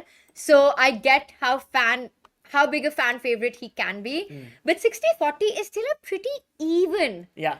It's not too far apart. Yeah, it's not too far, but I mean, if you think about it, 1200 people into 40 is 480, and 1200 into 60 is 720. That's a difference of 240 people there. Yes, are you in a math mind? Is that right? Are you feeling a math Are mind? you, yeah, have you become a math mind? By the way, we have Arjun, Arjun and Vidit here with the poll is on, and let's have a look at something interesting that our director Saab wants to show us. So please do take it over.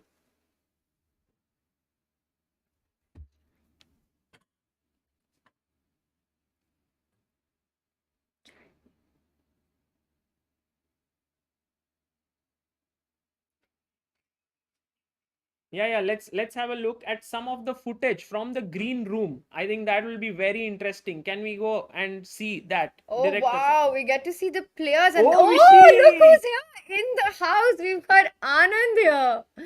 And look at that, Arjun Best friends, Nihal best friends. discussing. Do you think they're talking about the previous game or what's coming up? Oh, what's he? Hikaru. Oh, he's preparing with his second. Laptop, yeah. Yeah, Chris John is there. yeah, Chris Littlejohn, yes. And there you have, oh, these three guys are usually together. Mamedyarov.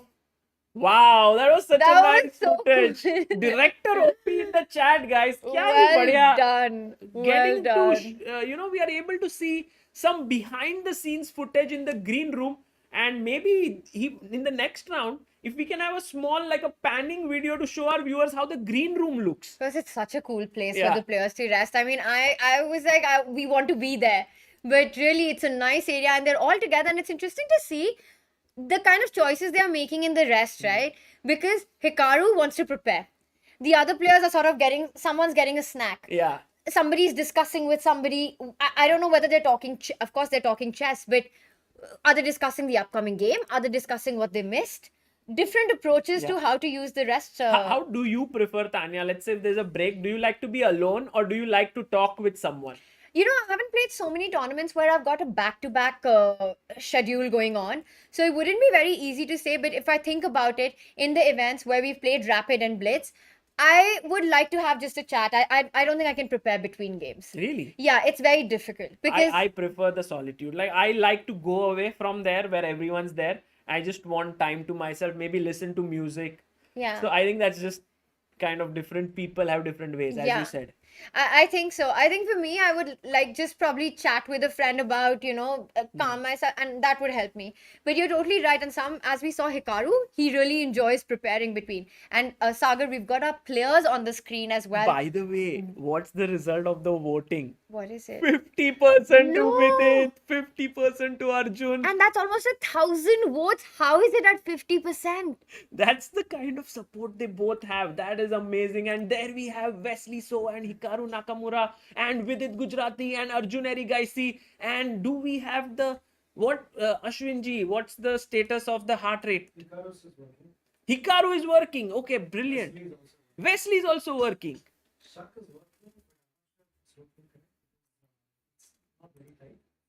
Okay.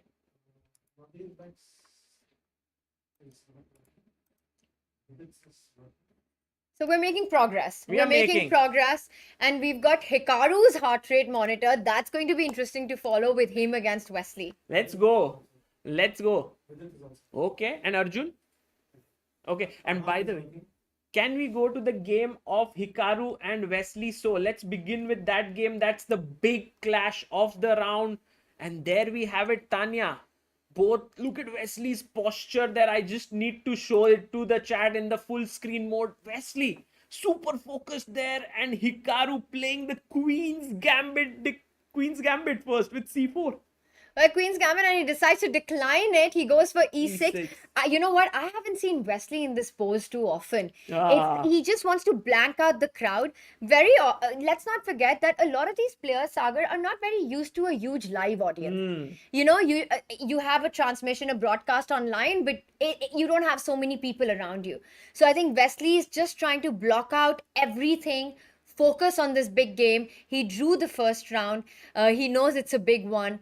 And there we have Hikaru thinking how he wants to respond. That's an early think from Hikaru. Yeah, because there are a few options. He can take on d5 and go for this Karlsbad structure, or he can go bishop g5 playing the classical line. He can also go knight f3, keeping things simple and straightforward. So many options here to consider. And Tania, what a beautiful scene it is, where we have the heart rate working. We have Wesley at 77, Hikaru at 88, 85.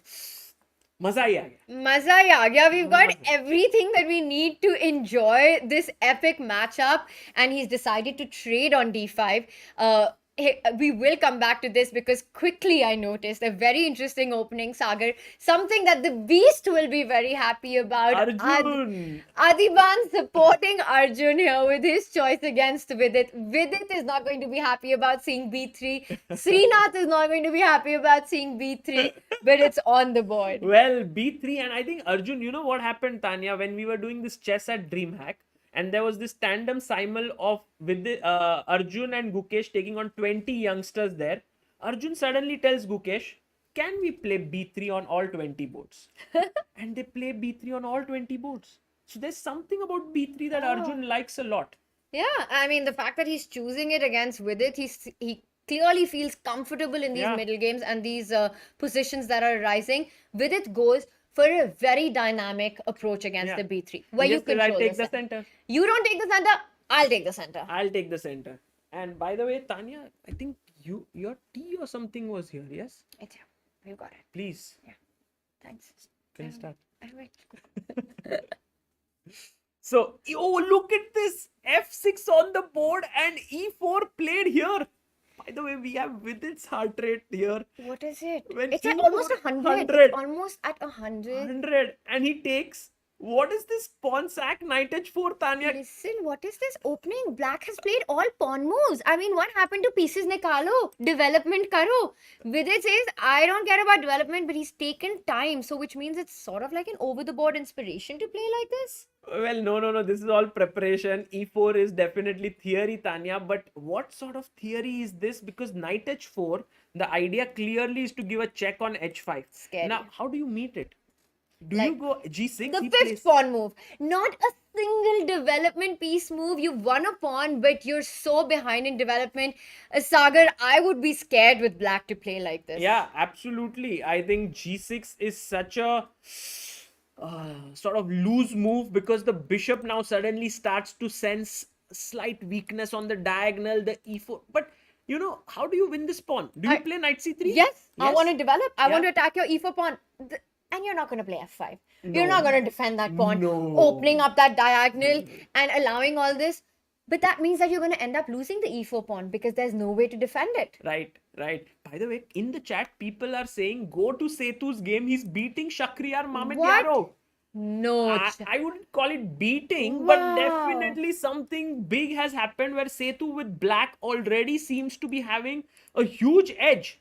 And by the way, guys, Setu has promised us that if he wins this tournament, he will call his to-be wife here. He's getting married on 4th of December. Right after, actually on the day of the final day of the Blitz, Sethuraman will be getting married. So quite interesting that he decided to, I mean, there must be so much going on. with preparations and all. Sagar, can you imagine like getting married and the days before the marriage, you're like, I'm going to play a tournament. Yeah. And I asked Setu, did you talk to your wife about it and stuff? And Setu said, well, this is my last tournament. I'm going to play now this one. And, He said, this is my last tournament as a bachelor. Oh, man, Setu, very, very bold here on and off the board, both places. He's played e5, hitting the knight in the center on d4. This came from a semi-Slav, yes? This came from a semi-Slav, a very interesting idea where, of course, White picked up the pawn on c4 and then after b5 falls back with the bishop. Black breaks in the center immediately with c5. White goes d5. The position blows up, but both players are very well prepared. We can see it. They have more time than what they started with. So it's definitely part of prep. And when the bishop falls back, moves the queen, trades on e6. Knight goes to d4, a nice transfer with the knight. Black is doing fine here. Black is more than happy here, but it's so complicated. Do not be fooled by the bar in these positions. Really, Tania? Yes. But I think, Tania, there is some kind of a very concrete reason why this is very bad, no? Are you going to be greedy here? Yeah, I'm just saying, like, where will your knight go? And I'm just picking your e4 pawn because I have 3 pieces lined up on it. True, these are the kind of positions that Shaq loves. He loves them. Yeah. Giving up the pawn, your Yeah. opponent's king is in the center. If you get greedy with the e pawn, the e file opens up. I'll come in with rook e1, start putting pressure. सागर मैं बैठी हूँ यहाँ पे, तो you can be like कि हाँ ठीक है pawn उठा लेते हैं free का है, but when you're playing a player like Shaq, in these kind of positions, you are trembling to pick up that pawn. Well, I'm trembling just to say that this is better position for black, because it as you said, you do see the engine, it's giving +2 for black, but on the other hand, it's Shaq.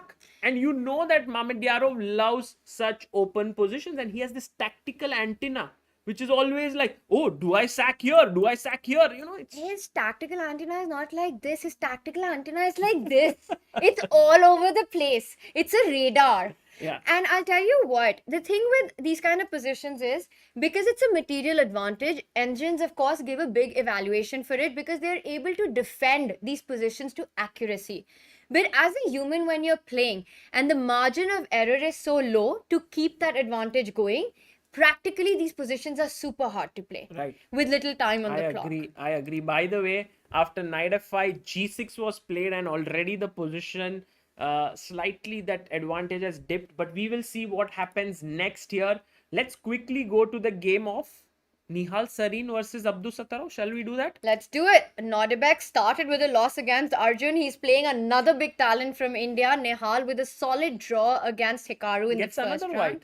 Gets another white, and I think not only does he get another white, he gets another reasonable position out of the opening. Everything to play for here, but I have to say that black is fine as well right now.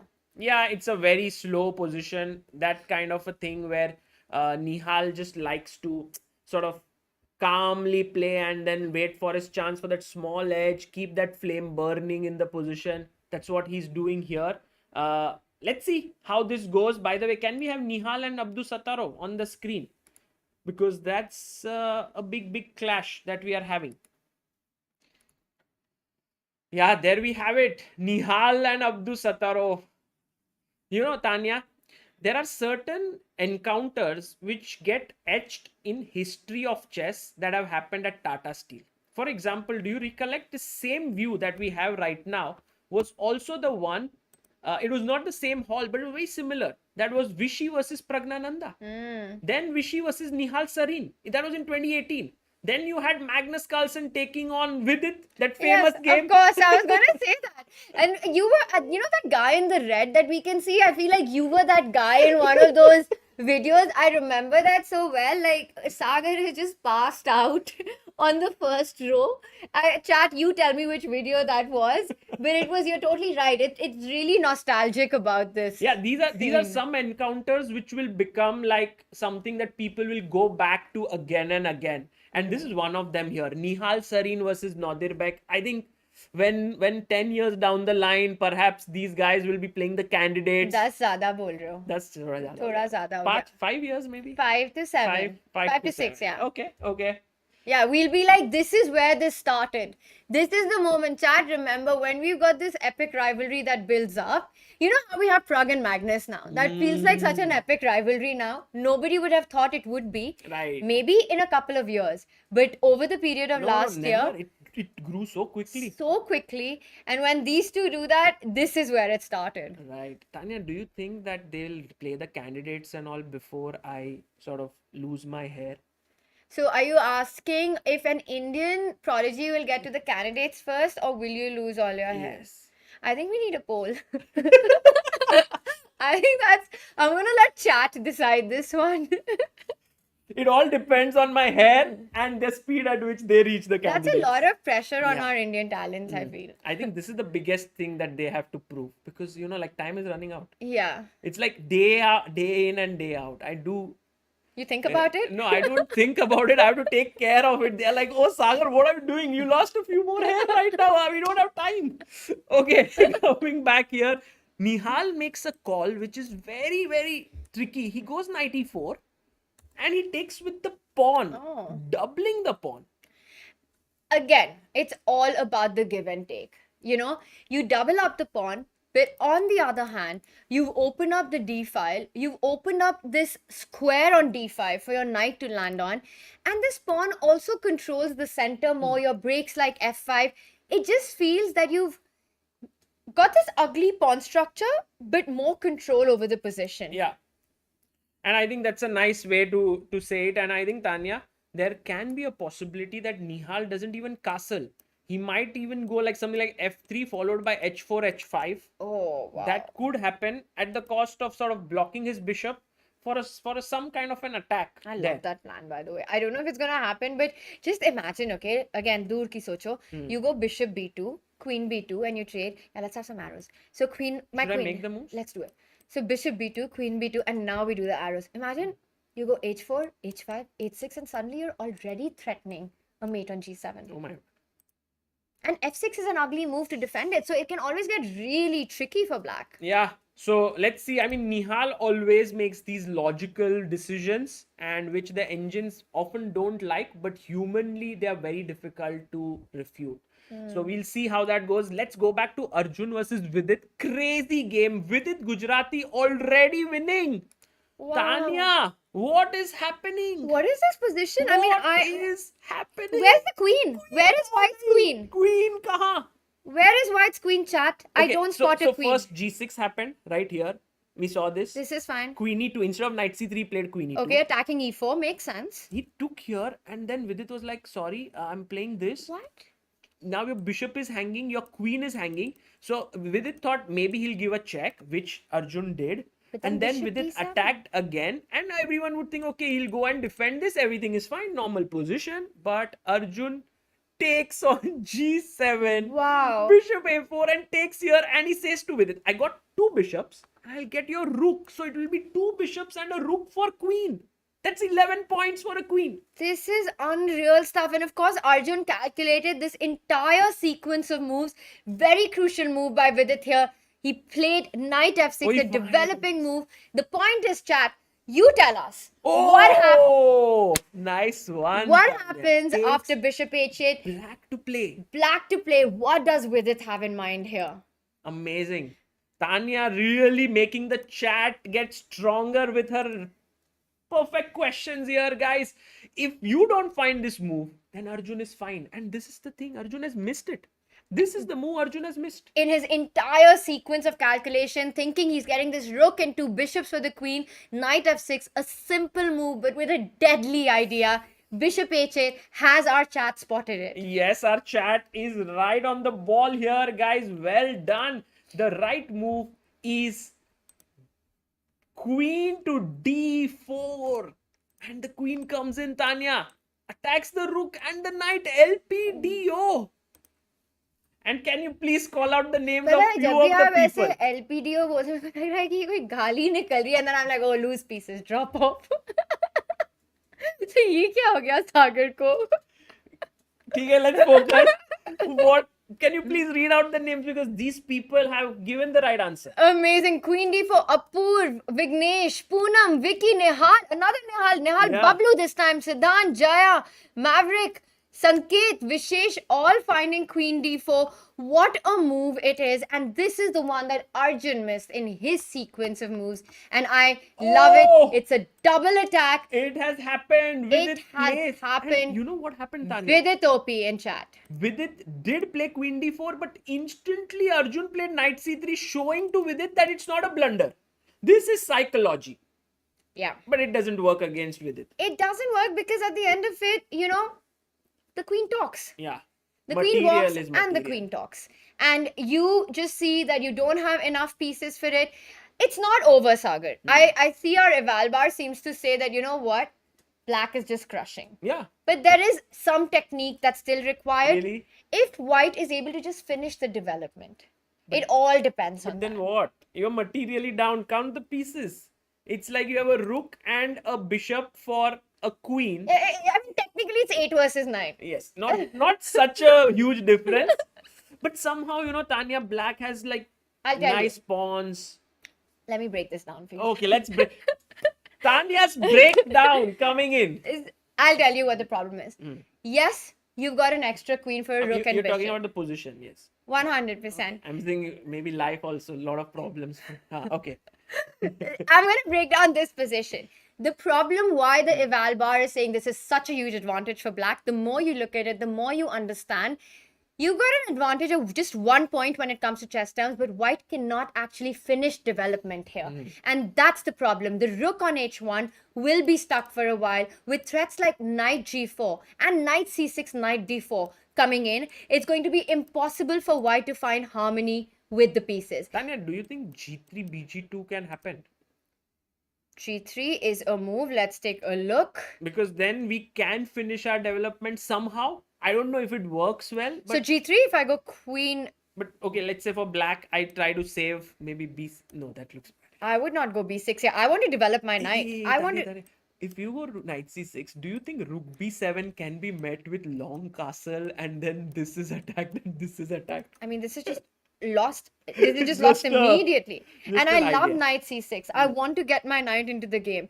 And let's show what's the problem with white. After knight c6, if you make a move like bishop e2, Knight c6, trying to bishop develop. e2, yeah. I go bishop e2. I'm saying I want to castle and I want to save everything. I will not let you go castle here. What, you long castle? I'm thinking knight g4. I kind of like knight g4 here. Ah, nice. You want to attack on f2? I want to and- attack everywhere. You have to take bishop g4. Yeah.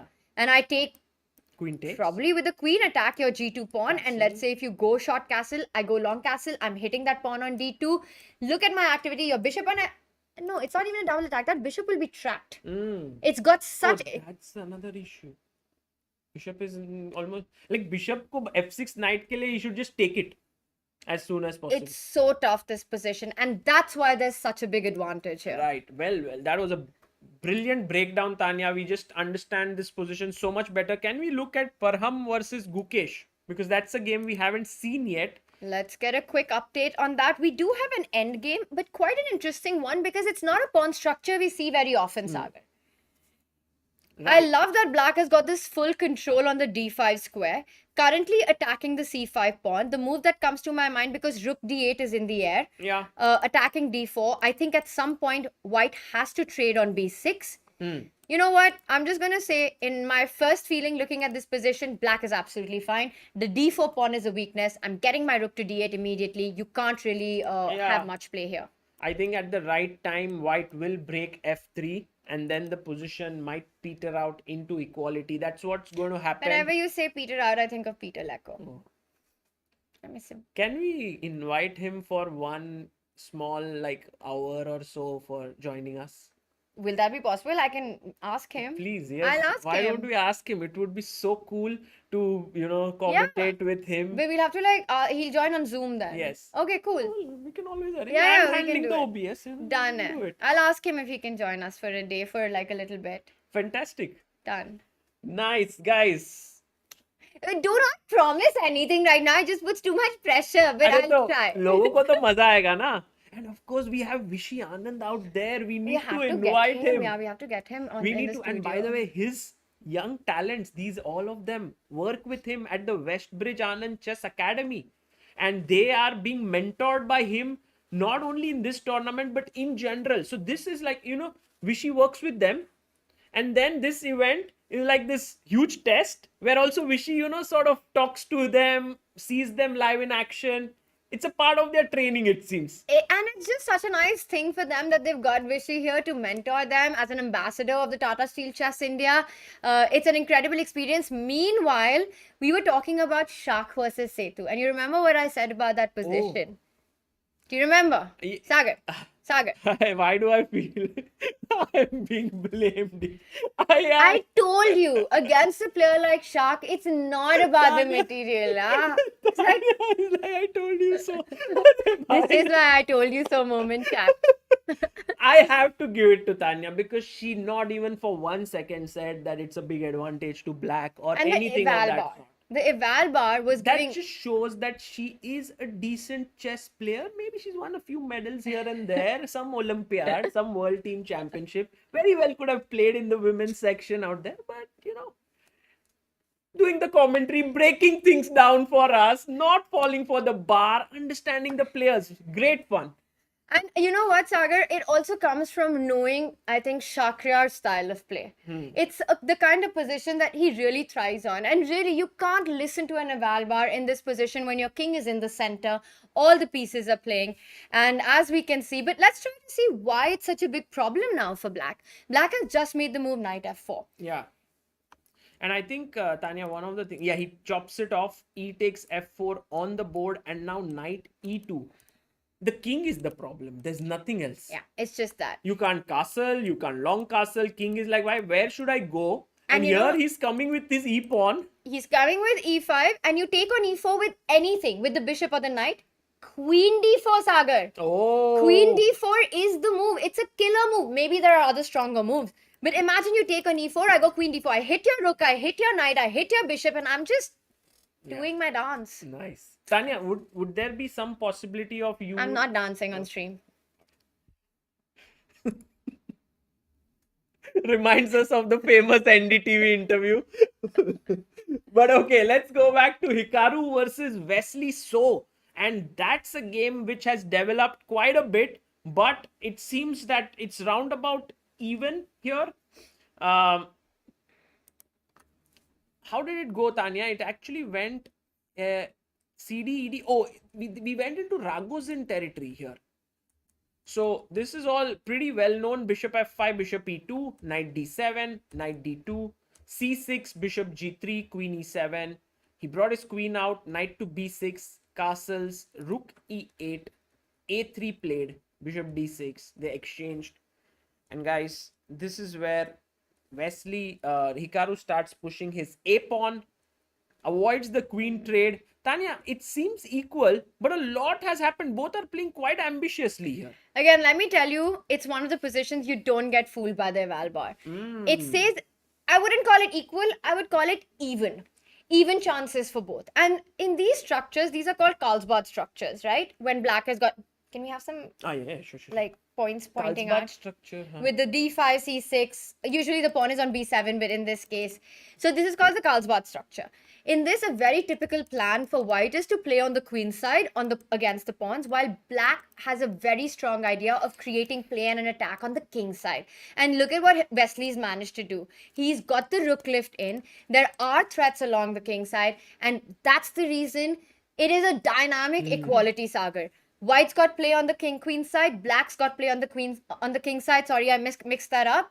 But the most important thing is this is not an equal position. Yeah, well, this is definitely, as you rightly pointed out, an even position, because if Hikaru tries to attack on the g2 point, which looks like a soft point here, c6 is weak and he can't do it so quickly. If he goes for bishop h3, then after bishop f1, Wesley's last move, suddenly you start seeing the economy of his defense. He moved his rook to attack c6. He cleared that square for his bishop.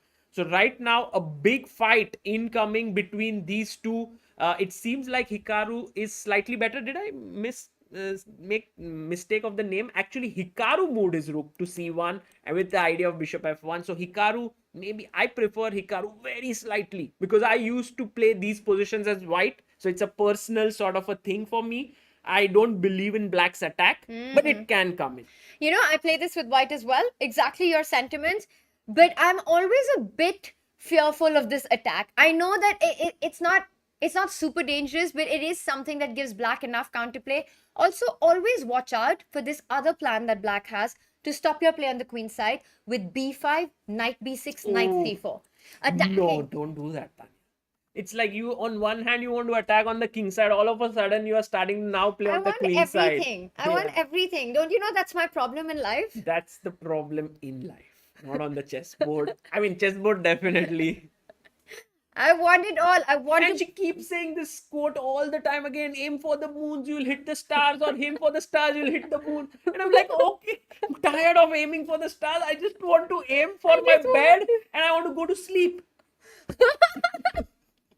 We don't want to aim anywhere. But, okay, rook c8, bishop f1 on the board. And Tanya, Yes. chat is saying that Arjun seems to have equalized. Is this true? No. What chat? Come on. Arjun versus Vidit. Can we have it on the screen? Was there any period where Arjun got back in the game? And Sagar, guess who hasn't castled so far? Hmm. We were talking about this problem, the bishop on h8. Yes, it's been traded off, but again, the problem remains. You just don't have time to bring your h1 rook into the game because if you do that, the d2 pawn is hanging. Once the d2 pawn falls, your c3 knight is hanging, the bishop on e2 is hanging, and it's just not working out. Queen is a queen. Queen is a You can't fight against a queen. Queen is a cutie. Yeah. Not a cutie here. It's so dangerous. It just keeps moving like everywhere. It's attacking in all directions. But you know, it was such a strange opening that happened with all these pawn moves, and to imagine a position like this to come out of it, it's been quite a crazy game. You remember Queen e2 was played, then he sacrifices this queen, picks up the rook and then knight f6. Oof, what a move. Yeah. I think Vidit has handled this position really well, and Arjun playing as always like on the edge. But this time it is not going to work out most likely. But if he swindles his opponent from here, that is going to be epic. Oh no, what is up with Tania? She is guessing all the moves here right now. Wesley So versus Hikaru. If we can go to that game, b5 played by Wesley So. Sagar, this is what I was telling you about. You know, these positions are so tricky. And again, I see our rival bar says everything's fine. But as a human, nothing is fine here. So much is happening. I will threaten knight b6, knight c4 at some point. I will have this attack on the king side. My c6 is defended. You've gone queen a5. I want to stop queen c7. I cannot allow you to go. Knight comes here. Immediately. You have to do it because otherwise this queen will also be a cutie. Cutie, I just don't like though. No? It's like the queen is just going in there, destroying everything, and you say it's cutie. You know, when I'm playing and I feel like my queen's doing really well, in my head I'm like, what a cutie. I'm like, this queen is a monster. Beast. Yeah. No, that's how the queen looks, right now. I mean, it's kind of sad that instead of calculating, we are doing this on the board. That's why. That's why. I'm not a G. By the way, knight c4 on the board here. They have the two rooks suddenly start looking very silly, Tania. Yes, but again, give and take. What is the problem with knight c4? The problem with knight c4 is that Queen once enters. white. No? Well, maybe queen c7 is very strong. And it's totally possible the more I look at it. But strategically, when white trades the bishop for the knight, your knight will jump to e5. Yeah. And there is no peace because you have only a light squared bishop that can fight that knight. Right. But queen c7 looks really nice as well. Can we zoom in on Hikaru's expressions and also Wesley's expressions? Because, it's always good fun and good learning for all of us to see. Look at there. Hikaru so focused. And Hikaru always looks from the side of his eye, like many times on the board. He's looking in this direction and very focused. Did you watch that that broadcast in Gibraltar when Hikaru is watching the game next to him? That Levon Aronian game. Levon against Sethu, I think. Was it against Sethu? I'm not sure. I don't remember, yeah. But chat, maybe you can tell us. But it is And Hikaru doesn't care about what's going on. He literally doesn't care about his own board. And he's watching, and his expressions just give everything away. Levon was getting, I think, destroyed in that game. And Hikaru was like, dude, what are you doing? What is going on next to me here? Yeah. He was in shock, and you could basically break down Levon's game looking at Hikaru. It's like the bar. Oh, chat is saying it was David Howell. Maybe it was David Howell. Okay. So, by the way, this is how they both are right now. Very focused, very, just completely into the game. And the last move that was played was knight c4. Wesley has 5 minutes 44 seconds. Hikaru has 3 minutes 42 seconds. An intense game building up. Meanwhile, between Parham and Gukesh, we see that Gukesh is slowly starting to press here, Tania. As you had mentioned, Black's position did look quite comfortable, and that is happening. And the reason for that is he has managed to advance the pawns. Meanwhile, White hasn't made any progress. And if you look at the way White's pieces are placed, right?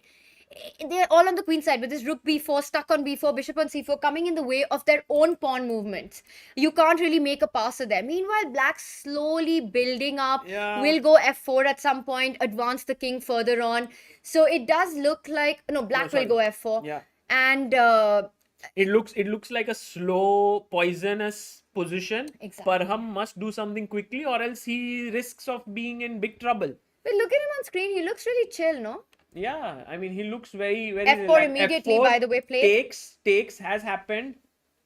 I like Gukesh's chances here for sure. Can we quickly go and check the game of Nihal versus Nodirbek? Because that's a game where some things have happened as we thought they would. H4, H5 has happened, but Tania, everything has just changed. The landscape of the position has changed. We were talking about queen on b2, threatening mate on g7. None of that is going to happen because pawns have come in between. Pawns have really come in the way of the queen. But I still like this position for, I don't know, maybe I like White, but Black seems to have got it all under control here. You know, the problem in White's position is that when you make this decision to take on e4 with a pawn, it's a lifelong decision. And unless you get a lot of play on the king's side, it can become a big weakness. True. Just imagine that now after g5, Black is asking White to take a decision. Firstly, what's the decision you're going to take? You cannot capture either ways. You capture either ways, I'll take with my knight. Right. And so much pressure. I can also take with my pawn. Super happy with that. But once my knight comes into play, it's super difficult for you. Yeah, and also I think Tania now he'll just take here. The knight will be off, and maybe Nihal takes with the e-pawn, opening up his bishop here. But e4 just shuts it down once again. So it doesn't look like this is going in Nihal's favor. Although we have to add that the position is still complex. Very complex position, Sagar. We will come back to this. Let's go back to the Hikaru-Wesley matchup. And wow, queens have been traded. Oh, he played after knight c4, queen c7. And Your after move? rook 6 e7, queen g3, they traded the queens. And now rook b8. Tania, the a6 pawn is crying for help. And it will be hard to give it help. You know, it's so far away from its mates. Yeah. The pawn on b4 will never get to it. You'll have to defend it with a piece. It is a weakness. And you know what? I'm not only going to threaten it with my rook, but my bishop will fall all the way back to c8. And also the knight could come to b2 and block the a file. So suddenly just cutting off all the support could be possible. But right now the knight is doing a commendable job of defending c6. So Wesley putting pressure on Hikaru's a6 pawn there. You can see Hikaru there sort of swaying there. Sagar, talking about swing, what is happening here? Oh my god, Sethu Raman versus Shakhriyar Mamedyarov. There is a fork on c6 and I think the game is over, Tania. 25 seconds to Sethu. I'm telling you, it was all about that king in the center, which Shakhriyar resignation. Don't want that. Resignation is the only way to end this torture. Shakhriyar wins this game. Chat, I think when we have a break, we'll look at this because this was such a thrilling fight, Sagar. I would really love if Shakhriyar at some point writes a book titled like Board on Fire or Fire on Board, just like how she wrote it a few years ago. Fire on board, Yeah, like can we go to Vidit versus Arjun quickly to see if there's anything that has developed here? Because Vidit has been pretty solid here after castles. He took on d2, knight b5, he went queen a4, rook d1, he took another pawn. Tania, this is now Arjun has given up too much material. Too many pawns. Not just that. Once again, Arjun's pieces, there's no coordination. When you're fighting against the queen, you want your pieces to coordinate. Yeah. By the way, everyone in the chat saying Lord Sethu. What's this? Do you know any context of this? Chat, what is this? Chat Tell us. has something new. क्या chat का अलग ही चल रहा है? हाँ, Lord, show us the game of Lord or something like Why that. is They it keep. Lord Sethu chat? Okay, Rook D8 on the board by Vidit, and now can we just pick up the pawn on A7? Is that even a possibility? You know, I'm scared for your back rank. Yeah. It's something that's really. I'm just trying to find what tactics can work because luckily for knight f3, you do have g takes f3. Although I still like black's position even there, but at least you're not losing immediately. Yeah, here I think white gets some hope because of his a pawn. So maybe careful. There h3 played by Arjun. He's creating that back rank. Yeah, you have to create a lift. I mean, I don't know, maybe a move like knight e4 or knight c4, jumping in, opening this file, attacking the bishop on e2 looked a bit dangerous. I don't know if there were any tactics there, but h3 just feels a lot safer. Right. h3 played, and I think Vidit has to still navigate a few tricks here and there. If he does that successfully, he will win. But he has to do that carefully. Arjun, as always, very tricky. Which one should we go next to, Tanya? I think we have to take a look at if there is an update on the Hikaru board because I see that in fact Hikaru has lost that a6 pawn. Oh, where did it go? Wesley has an extra pawn after rook b6 if we just go back a little bit. That happened. The plan you mentioned, bishop c8. He went rook c2. He took. But then when knight d3, I think you couldn't go here, rook here, because bishop c8, the rook defends a7. So that's the reason why he went knight d3, going for the c5 weakness here. Bishop c8, rook a2, king f8, knight c5. I think, Tanya, this is now a game we are playing for 2 results. Of course, I mean, black has an extra pawn and the only person who's fighting for a win here is Wesley. So it's a mammoth task. Yeah. To convert this into a full point is a mammoth task, but what a success this has been so far. And Wesley, with his trademark, at least so far in this game, Sagar, he is just so focused. You know, Tanya, he's also like, this thumb is used here. Like, oh, do you think he's blocking out sound by shutting his earlobe? There must be, these players also practice their sitting pose and all. I'm sure that there's something behind it. We can Look ask at him, he makes a move and immediately his hand goes King back D8. again. Super focused. Super focused, huh? Love it. And Hikaru brings his king up as well. Does Wesley decide to play a6? But what's the point? Yeah, like. No, this is a tricky position to convert into a full point. But again, Wesley can be super happy with how it's gone so far. And what's the clock situation? Well, 3.5 minutes to 2.5 minutes. This is going to be a big fight. And I think we will stick to this game in a while. Yeah. Sagar, we have a little time. Gukesh's game very quickly. Let's go to Gukesh's game and get an... Wow. He's winning. He's winning. He's winning completely. Just take on e3 with the rook. Gukesh making a strong comeback after a disastrous first round. I mean, don't take on e3 with the king because e5 is hanging. Rook takes. Yeah, he takes it. He takes it now. Rook e2, Tanya. No, Just cut the king off. Oh, wow. And if I go a6? It's rook a2. You are relentless. Yes, I'm just going to use my rook on the second. And your king is coming. And if I go rook b6, e4, rook e3. b6, king e3 comes and rook a1 is checkmate. Exactly. Khatam. Tata. Bye-bye. And this is very tough for Parham Maqsoodlu now. Rook e3 on the board. Guys, all those who are having issues with the sound, please refresh the stream. It will all be okay. There was a very... Oh, he played rook. Instead of rook e2, Tanya, to go back here, he goes rook c3. And this gives Parham some chance with a6. But no, now we go rook c1, rook c2 and rook a2. It's the same. Tuck.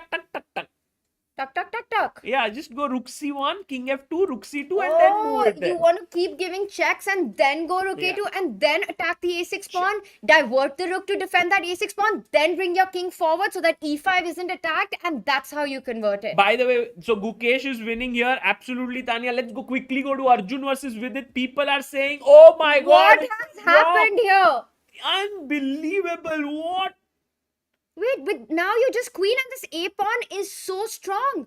Oh my goodness. Can we have Vidit and Arjun on the screen? This is insane. after just being so much Sagar, better. you are not going to believe it. After c1 queen, white can play the move a7. Yeah, because if you now take queen takes c6. Rook h7, and I'm threatening rook h8, and you've got nothing to do. You've got king g8. What happens after king g8? Oh, rook c7. Rook c7. But queen c7. Then queen. Draw, no? No, yeah, extra pawn. I mean, white No, will try. I'll win. But maybe you've got to repeat here with queen g5, and you just take the draw here. Oh then. no, but can Vidit sort of change his mindset? He was winning throughout the game. Arjun has 4 seconds, plays a7. A7 on the board now. a7 on the board. Check. Where he go? If he doesn't give this check, he's lost. What? Queen He's g5 lost. is lost? No, that's the only saving Sorry, queen move. c6 is lost? Yeah, it's losing. Queen c6, rook h7, king g8, rook d7, Tania. Rook d7. I don't know why. What rook is the d7. maybe that it doesn't Queen matter. G5 check. Queen g5, this will be a repetition. What a save by Arjun. I mean, how did he survive this? I don't know. Chat. Arjun Erigaisi is such a tricky guy. And Kolkata, I think no one can beat Arjun in Kolkata, it seems. Even from a dead last position. I mean, you remember what it was like? Look at with its heart rate, Can 143. we please focus? Let's get players on the big screen. Let's have our players on the big screen. Okay, let's get them there.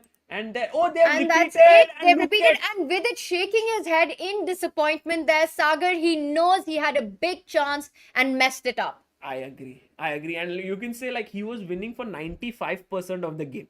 Those last 5% just changed everything. You know, but we've all been there. Where you play this beautiful game and then one mistake and it costs you everything. And it's so painful. And we saw that in Vidit right after the game, shaking his head on complete disbelief at what had happened. I agree with you, Tanya. And you know, we had absolutely written off Arjun. But this guy is amazing. And look at Vidit's heart rate still at 125. Arjun at a stable 86. Amazing. Where did he go wrong, Tanya? Just maybe we can check that later. We will take a look at that Okay. as well as the Shark game. We'll have a few minutes because we have so much action Can on we the go board. to Hikaru versus Wesley? Yes, because Let's go to the top board, guys. Hikaru versus Wesley. So, And Sagar, look at the kind of progress that Wesley has made. A4 push. Oh my god, that A pawn which looked sick and weak, although it was an extra pawn, is now this is life, Tanya. You can sometimes just ignore a person, but then that guy goes on to become like a. Well, that person also got rid of a very important obstacle on the way. It's all about overcoming those obstacles, picking up the a6 pawn and then going to support the advance of the a7 pawn. You know, after you remove that obstacle, you need support. And the king came in. Support. all about. That's very important, guys. Support is the key. Tell us, chat, who's the biggest support in your life? Oh, what a suddenly it feels like a radio station. Raat ka night time. Please tell us what is the biggest. After show. Okay, Wesley So's heart rate at 106. Hikaru's heart rate somehow not showing us, but Wesley very solid at 110. Wow. King d4 coming in, and now Tanya, I like Wesley's position clearly. There is nothing to debate in that. But how do you make progress is a question. Well, I don't know how you make progress, but I really want to close up on the players right now. Sagar, can we just for a few moments have our screen with the players and our board as well there to see them blitz out these moves in this very critical moment? Black has done everything. Will Wesley find the correct technique here? We will take a look. And we've got rook h1, king f7. So the king has actually done its job on the queen side. The king says, I supported my pawn when my pawn needed it the most. It got to a4 and now it's time to go to the other side of the board, support the other side of the board, and what black wants to do is start advancing the king side pawns. Right. Okay, so let's see how this is rolling. Rook h5. Tanya, I'll try to Chat get the में full सब screen. family बोल रहे हैं. वैसे family is such a big support. Yeah, that's true. Chat agreed. Parents. Parents. family. Amrita. Amrita. Okay, by the way. Just in case Amrita. is. G4. G4 incoming. G4. Oh, is it? Wait, G4 looks really good here because you're kind of pinning the. I don't have time for anything. You're pinning the f5 pawn. What does Wesley want after G4? Chat, what's the No, he went rook h1 back. Oh, maybe because after g4, can I just ignore it and start pushing my a pawn? Possibly a3. You can't take gf5. The rook on h5 is hanging. You can't take bishop f5. My pawn will queen, and maybe that's what was not ideal for Hikaru. Now let's see how Hikaru is able to fight this position, because he's generally not someone who gives up easily, and he's going to just go in there and keep fighting. That's the main thing.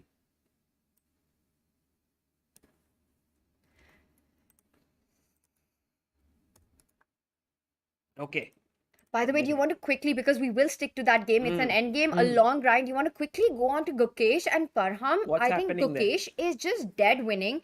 He has managed to get one queen on the board, and the idea is to get a second queen on the board. But what if Parham starts to push b4, b5, b6, b7? That's too slow. It looks like it shouldn't be in time. And my king is coming, king d3, king c3, king b3. Right. So you just b4, king d3, b5, king c3, b6, king b3, and I'm just in time, right? Am I? b7? b7, maybe a yeah, it's not easy, Tanya. It's complicated. Maybe before you do that b4, there'll be some checks, because the rook will then be hanging and it'll fall in some check. So it's not so simple. Oh, Sagar, one really nice idea. After b4, black can also checkmate my king. We have a queen na yaar. और अगर तुम b5 करोगे तो e4 आके there's just mate on the h8. Agreed. So this is over, yeah. Let's go to Hikaru Wesley. That's our game for the moment, and this is a fight of technique here now. Yeah. Hikaru in big trouble. Wesley still has to convert. Wesley, and look at this king. Yeah, the king has been such a cutie in this game. Cutie nahi. Monster. Sagar, the king first went step by step all the way to the queen side. Okay. Got the pawn to a4. Then went all the way to the king side. Overwork. It should be given extra salary. You know, honestly, it's like you. Just doesn't stop working. Yeah. Should get something in life. वो तो मिल ही रहा है ना, इतना जनता का प्यार, अरे हाँ, अमृता का प्यार, और क्या चाहिए लाइफ में? How is this view, Tanya? This is my favorite. This is favorite? This is my favorite. Chat, do you like this? This is where you can see the board. You can't get the bar though here. But apart from that, you can see everything happening real time. The moves happening, the clock at the bottom. Yes, no. Yeah, I think we'll have it for a bit and then we'll go back. It's just nice to see the players blitz out. But chat, we will get the other view on as well. I think Sagar, looking at the position, Hikaru down to a minute. Wesley's got almost 3 minutes on the clock. At some point, the G pawn will start advancing. Black will go G5. It's all about creating a second weakness. What's the first weakness in this position? The first weakness is that you already have a passer, Tanya. Well done. You know, because many times a weakness is not just a weakness in your opponent's camp, but a strength in your camp. Your strength can become your opponent's weakness. Lovely. Wonderful. Lovely. Rook at 6. So Wesley is waiting for when is the right time. But Tanya, I think G3 is the weakness we all need. So it's the weakness that we all need. Like Rook G6 and it'll attack there. But you have to watch out for the H5 pawn also for a moment. So not that easy, but definitely I am expecting a pawn roll on the king side. Right. At some moment. The A4 pawn is a big headache for white. Always watch out for it queening. But this is it's tough technique. We can see the eval bar give this big advantage. But Wesley doesn't know how winning this is. Yeah, I mean, no, but I think he understands that pretty well. He goes bishop f7. Maybe Rook G, he wants your idea. Rook G6 and then... He will do it. Disco. Oh, he goes bishop e2, rook g6, bishop h5. He wants to do. Nice. On Hikaru is just making it as tough as possible for Wesley, but Wesley has 2 extra minutes on the clock, Tanya, here. It's not going to be easy for Wesley to convert this, but it's also not going to be easy for Hikaru. You know, Tanya, I think g5 will come at some point. No? I've been saying that for the last half an hour to you. Sorry. Are you not listening to me? Chat, how many times have I said that G5 is the idea in this position? Then Sagar said, Tanya, you know what I think? Kabhi na kabhi G5 aayega. Aaya, Tanya. G5 aaya re aaya. And there you see Hikaru just shaking his head. He's like, no, this is not going so well because, somewhere, Tanya, after GF4, it will open up one line. It will either open the G file completely or it will open the E file completely.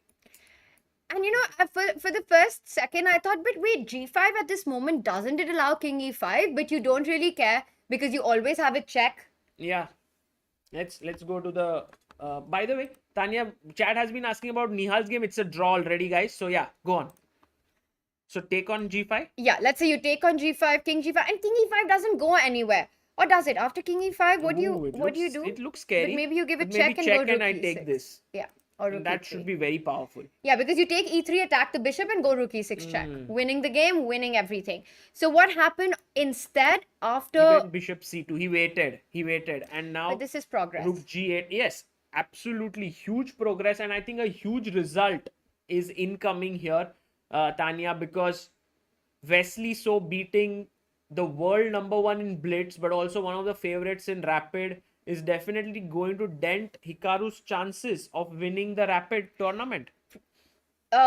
Producer G, if we can just zoom into Hikaru at the moment just to see if he realizes how bad this position is. And I think he does. He looks angry right now. He's just making his moves like and banging the clock down. And that is an angry Hikaru. He's angry at himself to allow all of this. And yeah, he is not someone you want to face currently. Yeah, that's true. He's unhappy here, but I think Wesley look at Wesley. changed. Wesley is like, I think Wesley knows that Hikaru's expressions can distract him. So he's not even looking there. Oh, Sagar, that's a really good point. I've been thinking that he's trying to keep the crowd out, but he's actually trying to keep Hikaru out. He doesn't. He just wants the board, the pieces, and his moves. Nothing else should distract him. He's looking at the board with complete focus. There you see a change in his posture now. He's just looking with his... But do you think, Tanya, the pawn can just queen like a2, a1? No, but the rook will come back to h1. But then your kingside pawns are weak as well. That's the advantage of A2 creating... He played a2, and that's the advantage of creating weaknesses on the other side. Because imagine if you fall back with the rook, I will take on f4, you will have to take back, I will go rook g8 and start targeting your kingside pawns. It's called the principle of two weaknesses. Very right. And by the way, after a2, rook h1, he went rook a8. He got in from a3. Either say he got in. Now king on d4. I'm just thinking about checkmates actually. I mean, imagine the rook can't he's eyeing it a little bit. Imagine if you take on g5, king g5, f4, rook d3 checkmate. Ooh. Arrow. Take here and mate. Nice. But Tanya, the question is, can Hikaru take on g5 and get in with his king? Oh, e3 is always hanging. But still get in c6, try to get some play. But he decides to go bishop e2. He doesn't want to give in more material currently.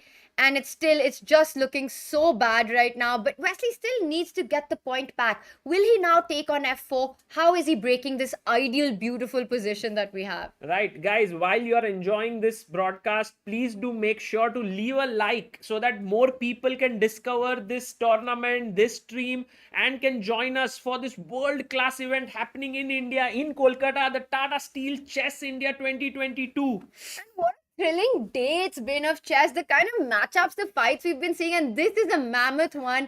The two players from the United States fighting each other. They've been, of course, competitors. They played for the same teams, but they're also big rivals. And here, Wesley, after knocking out Hikaru from CGC in the semi-finals, looks like he's again on a way to a victory. Right, and Tanya, they're also... I don't know if friends, but they did work together in that Fisher Random tournament. If you remember, Wesley got knocked out and he stayed back and actually was analyzing with Hikaru in those first 15 minutes they get. So, and don't forget that Wesley was actually the Fisher Random world champion the year before. Exactly. So we have two Fisher Random world champions facing each other. Arre wah. We can't ask for more. By the way, how's the heart rate situation? I think the heart rate has some glitch or something, so we can't see it right now. But let's look at this angle to see the expressions of the players and to look at the position in depth. What's happening? And there you see Hikaru. But you know what? The thing about him is, Sagar, no matter what his expressions are, he will play till the end. Tanya, we have the heart rate. Look at this. The heart rate is 137 for Wesley and 127 for Hikaru.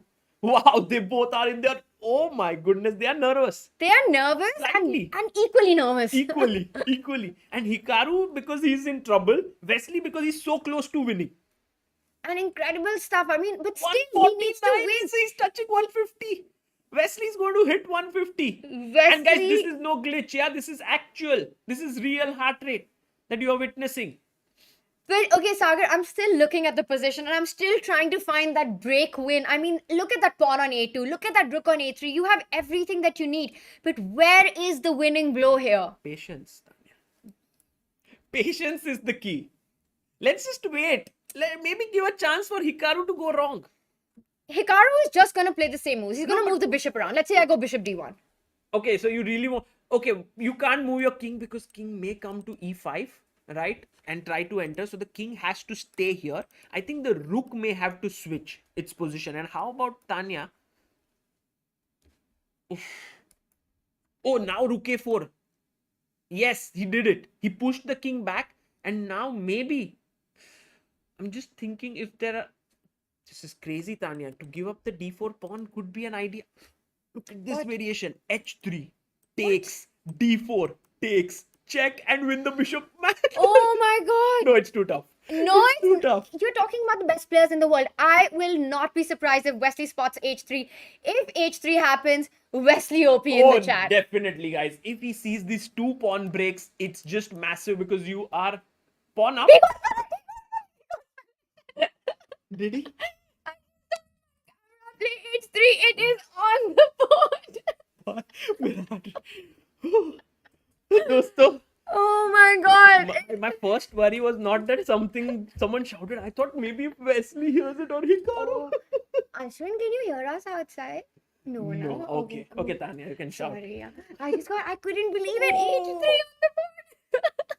What? But this is really, I mean... This is, No, your expression was completely justified, Tanya. dude, I want to see my match. I mean, nobody cares, but still. H3, Okay, I can't get what a it. move. And can we just show this idea one more time? Because You you have to take. take- You can't. Let's just point out. You can't allow h2, h1 because the a1 Right, queen happens, right? Either of the pawns will queen. And so you take, which I think Hikaru will. He did. And now Wesley must go d4. Did he go? Yes. He went d4. What a guy! What a guy! And then now, if you take with the e pawn, there's a check and you lose this. If you take with the king, you lose b4. So he And went... rook b1 because the bishop on f7 now defends a2 with d4. The bishop, which was a dead piece, has opened up, defending a2. King d4, rook b4, rook b1 wins on the spot. Right. And so he went king c2. We need Now to zoom d in on takes Hikaru e3. right now. We need to zoom in on Hikaru. We need to get those expressions. King c3, Tanya. Now rook a3 and king d4 on the board. This is how Wesley's made progress. And Wesley is so focused. Oh my god, his expression has not changed. Rook b3 played. Oh, rook And a2. that's it, it's game over. Because It the rook is- is hanging. Because that bishop from f7, but it didn't matter. This blunder is not the reason why Hikaru No, of course lost. he was winning. What a game by Wesley. Just amazing Too good. chess. Too good. Too good. Guys, this was the game of the day. For sure. And if we can get Wesley at the end of today, we will get him and talk about this game. Yeah. I mean, this, and also just, you're playing against Hikaru with the black pieces. Sagar, you remember in that Carlsbad structure, how it started? It Yeah. looked so level, and these positions are so dangerous. But what a technique. Think about it, chat. First, transferring your king all the way to the queen side. Right. Then to create a second weakness, transferring it all the way to the king side. Look at this king, yeah? It started from e8, went to g8, then went here, as you say, went to b6, then went... the यार other- मेरा काम हो गया यहाँ पे अब मैं वापस जा रहा हूँ to Oh. create just उफ दिल ही जीत लिया इस गेम में Be- मतलब Be the king. Be the black king of someone's life. हाँ. Like work so hard yeah for something. Malab, in the end, Tanya, look at this. The glory went to the rook. The glory went to the a2 pawn. The glory went to the bishop. But it was the it king was the king. who killed that pawn there, who helped the a pawn move. What is the porter? Leadership What is qualities the porter? 101. Leadership. Find yourself someone who supports you the Right. way Wesley's king supported him in his game against Hikaru. Absolutely. Wow. Just an amazing play here by Wesley. And with that, he has taken the win against Hikaru Nakamura. Hikaru currently at half a point. He drew the first game, lost the second game. And Tanya, don't you feel like when the round ends, it's like that there's a war that has ended and all this, pieces are strewed over, like people are reorganizing things. That was such a round. Such an epic game. And actually, we start. How does it work, Sagar? Because Wesley and So I mean, Hikaru finished maybe so we'll late. take like a 5 minute delay, I think, to the round because it should start at 6. But there has been so much that has happened here. And also, let's have a look at what the pairings are going to be, Tanya. And also, we'll quickly have a look at the standings as well. But before that, let's go to the pairings, shall we? Let's take a look, Next Sagar. round's pairings are here, guys. We have Nodirbek Abdusattarov taking on Hikaru Nakamura. No rest Wow. for Hikaru here. Now facing the world rapid champion. With it takes on Nihal Sarin. Kya hi game hone wala hai ye. And Gukesh Arjun. I love it. I mean, this action doesn't stop. And this is the last round of the day. Yeah. The players are low on energy, but they need to go all out because look at the matchups that they have. Just these first three, but not just that. We have Setu against Parham and then Wesley taking on Shakhriyar Mamedyarov. Yeah. In this matchup, Sagar, this is going to be a tough match to decide which board to focus on. I know. The people are saying death match again. Is this some kind of no guys? This is the right pairing, I guess. But we'll see. We'll figure out. Thoda. What a day of chess we've had. And Sagar, I can't believe the quality of play we witnessed in this event. With Arjun surviving that game against Vidit, with the blowout that we saw in this, this game of Wesley and Hikaru versus Wesley, Hikaru with the white pieces, it is like a strategic masterpiece. I'm telling you, it's even though It will it's go a down rapid, in the books. Yes, it's one for the books. Right. It is I loved how that B5 idea you called out before it was played. And you know what? It's in the mind that A6 will be weak, but the way he took advantage of it, Rook B6, Bishop C8, picking up the pawn, every aspect of the game, I'm telling you, this is one for the books. Yeah, absolutely. And I think what I really picked up from Wesley was how he remained focused at every single moment. He did not let his concentration sway even one bit throughout the game. Guys, that is why chess players need energy. When they say that, oh, we need a break after our tournaments, that's because in every hour of their play, they just stay and use so much of their energy. So let's have a look at the pairings very quickly if we can have it here. No, this was the standings after round 1. Have we got the standings after round 2? No, there's work going on here, guys. This is the prize money that is being that will be taken home. First prize of 10,000, second of 5,000, 3 of 4,000, fourth place gets 3,000, and then 2,000 here. We have these pairings here, and also let's have a look at what's going outside. Have the players arrived? You can see there, not yet. Everyone's walking back and forth. Wow, is that the standings on our big screen at the board? Yeah, we've got the rankings actually and the standings on the big screen in the playing hall, Sagar. We'll have them up for our Who's audience leading, as well. Don't look at it. Tell me who's leading without seeing. Just think. Who's the player who's on 2 out of 2? I saw already. Yeah? Yeah. Shakhriyar It is Mamedyarov. the shark, the big fish of the pond. And he's playing Wesley so. He's playing what a round. So what whoever a round. manages to strike here will take the lead, because in the second position, I believe it is Wesley, who is on 1.5 along with Wesley you removed it. Wesley is on 1.5 along with Arjun. Arjun, Eric, I see, who was almost so close to losing this.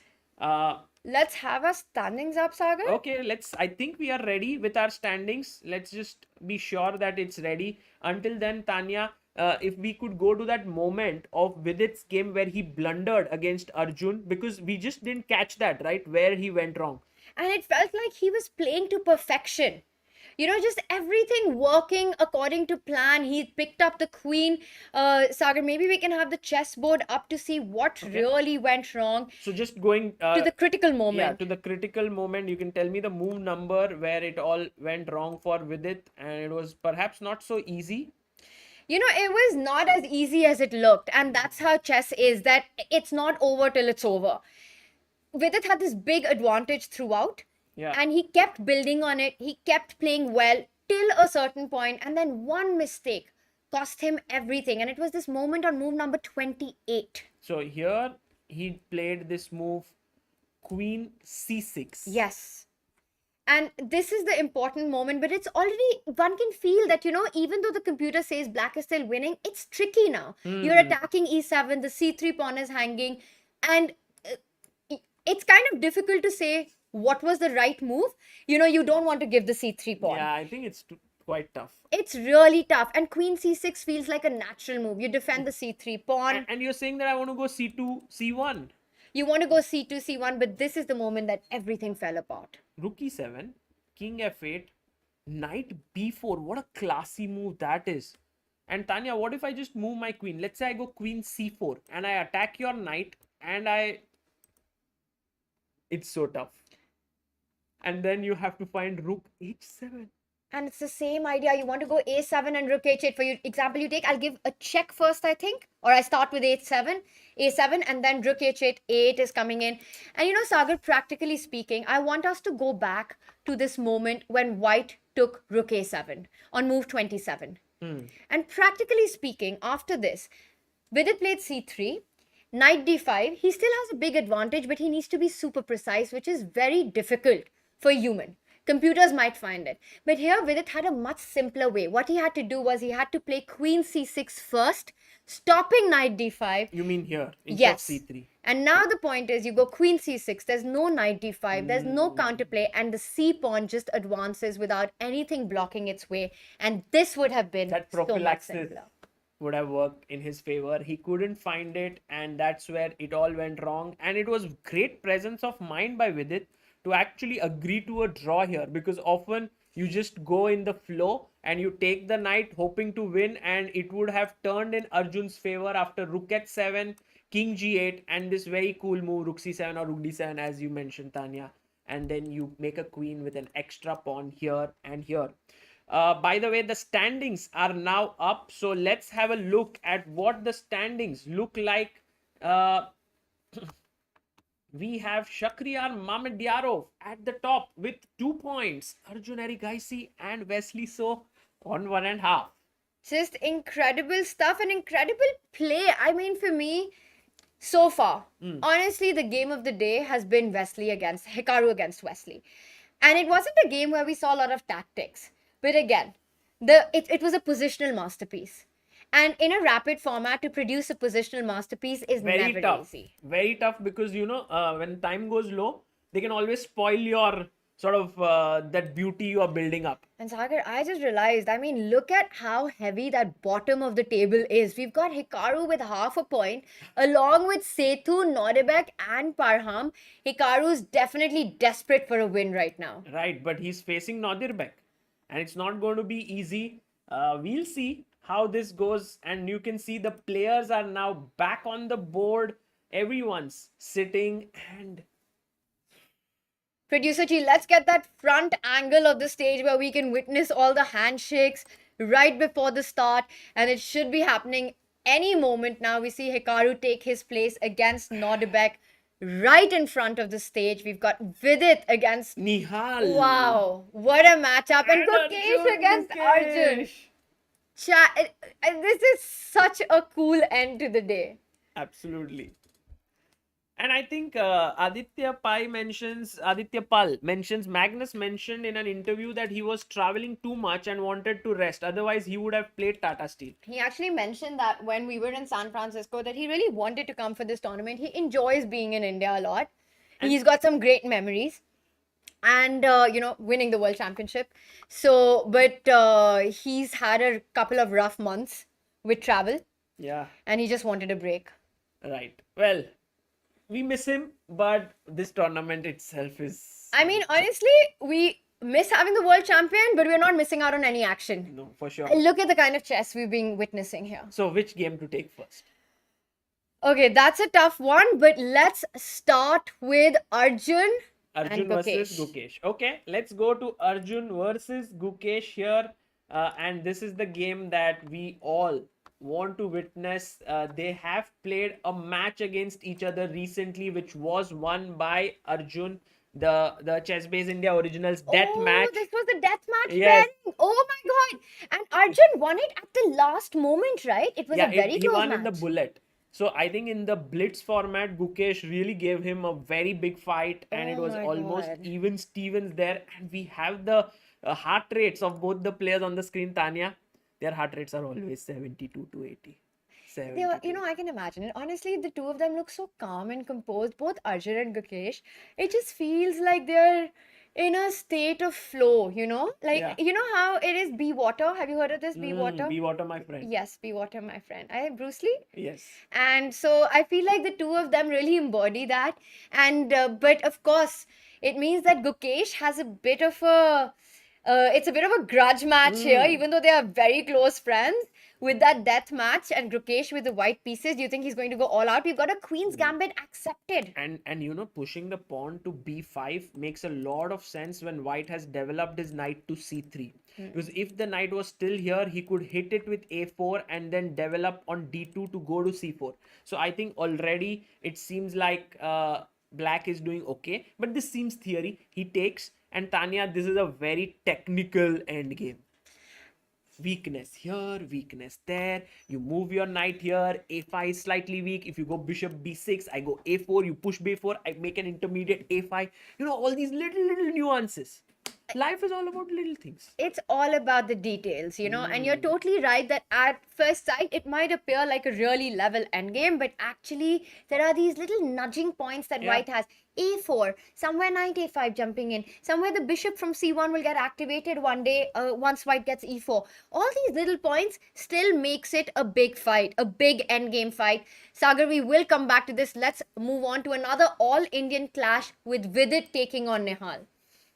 Right, so we have Vidit versus Nihal Sareen here, and after e4, e5, knight f3, knight c6, Vidit playing with the white pieces, and he's chosen e4 in this tournament as his go-to move instead of d4, d6, d4, and Nihal playing this slightly weird move d6, yeah, Tanya, because the main moves are knight f6 and bishop c5. With d6, you are blocking your bishop, but Nihal is like, okay, let's have a fresh position. d4, knight f6, knight c3, bishop g4 on the board, and now d5 played. I mean, my first question is, what does he have in mind for knight d4? It's so tempting to go and destroy your pawn structure on the king side. He will do. He will play knight d4, and I think Vidit will just play bishop e3 and ask the knight, what are you doing here? Because if you take, I'll go gf3, I'll sort of bolster my center, maybe queen d2, long castle, no? I still like knight d4. You've got to go long you have to castle play after that. And that happened. Bishop e3 happened. Okay, so we're getting this position, and both players are sort of blitzing out their moves, so they have an idea of what they're doing, still in familiar territory. Bishop e3, we are expecting knight f3, gf3, the bishop to fall back, and then white will choose long castle or keep the king in the center, maybe. Right. Not commit aside, because sometimes some people have commitment issues. Okay. By the way, a6, if it is played, which is the engine's top move. I mean, I personally think, what is wrong with taking here, and taking here? It looks like a pawn to me. It's a free pawn. It's a free pawn, and he's got to go bishop f3. He's got, I mean, otherwise you move your knight, and I don't even have the horrible structure. And now I want to ask the chat, the move to make if you want to get a good position as black. There's only one move that you can play, and if you guys get this, I'll really be impressed with your positional understanding. I think you've already impressed Tanya today. I am still trying to find the move that you want chat to find, because where is the compensation? You've given this d4 pawn. Yes, I've destroyed your pawn structure, but once white gets this long castle in, f4, e5, black has to be really quick in this position. True. And by the way, the move here is... Tanya, you want to try? Has chat found it? Chat is on point. Yeah, I'm not sure if chat got it this time. Maybe not really. I think no. Chat this time didn't get it, but few people did get it in the chat. The right move here is the very, very nice move. G6, dosto. Why is g6 a very strong move? Because you put your bishop here on this diagonal and it's compensation on the dark squares. And the players who have found the right move here That's are super nice, but it's Raghav, difficult. Facts, Guransh, Aryan, Amay, Aryan. Well done, guys. But can I say that's not easy to find? I That's agree. not easy to find, and instead, in fact, he decided not to take on d4. With it, decided to not be greedy in the position. But did Nihal give that? After bishop e3, immediately took on f3. He took. There was no that's a6. Yeah, he didn't wait or do anything. So. And I think this is so logical and natural to play like that. You I go agree. knight d4, I you agree. take it, fall back to with the bishop. So this is going to be an interesting middle game, Sagar. We will come back to this.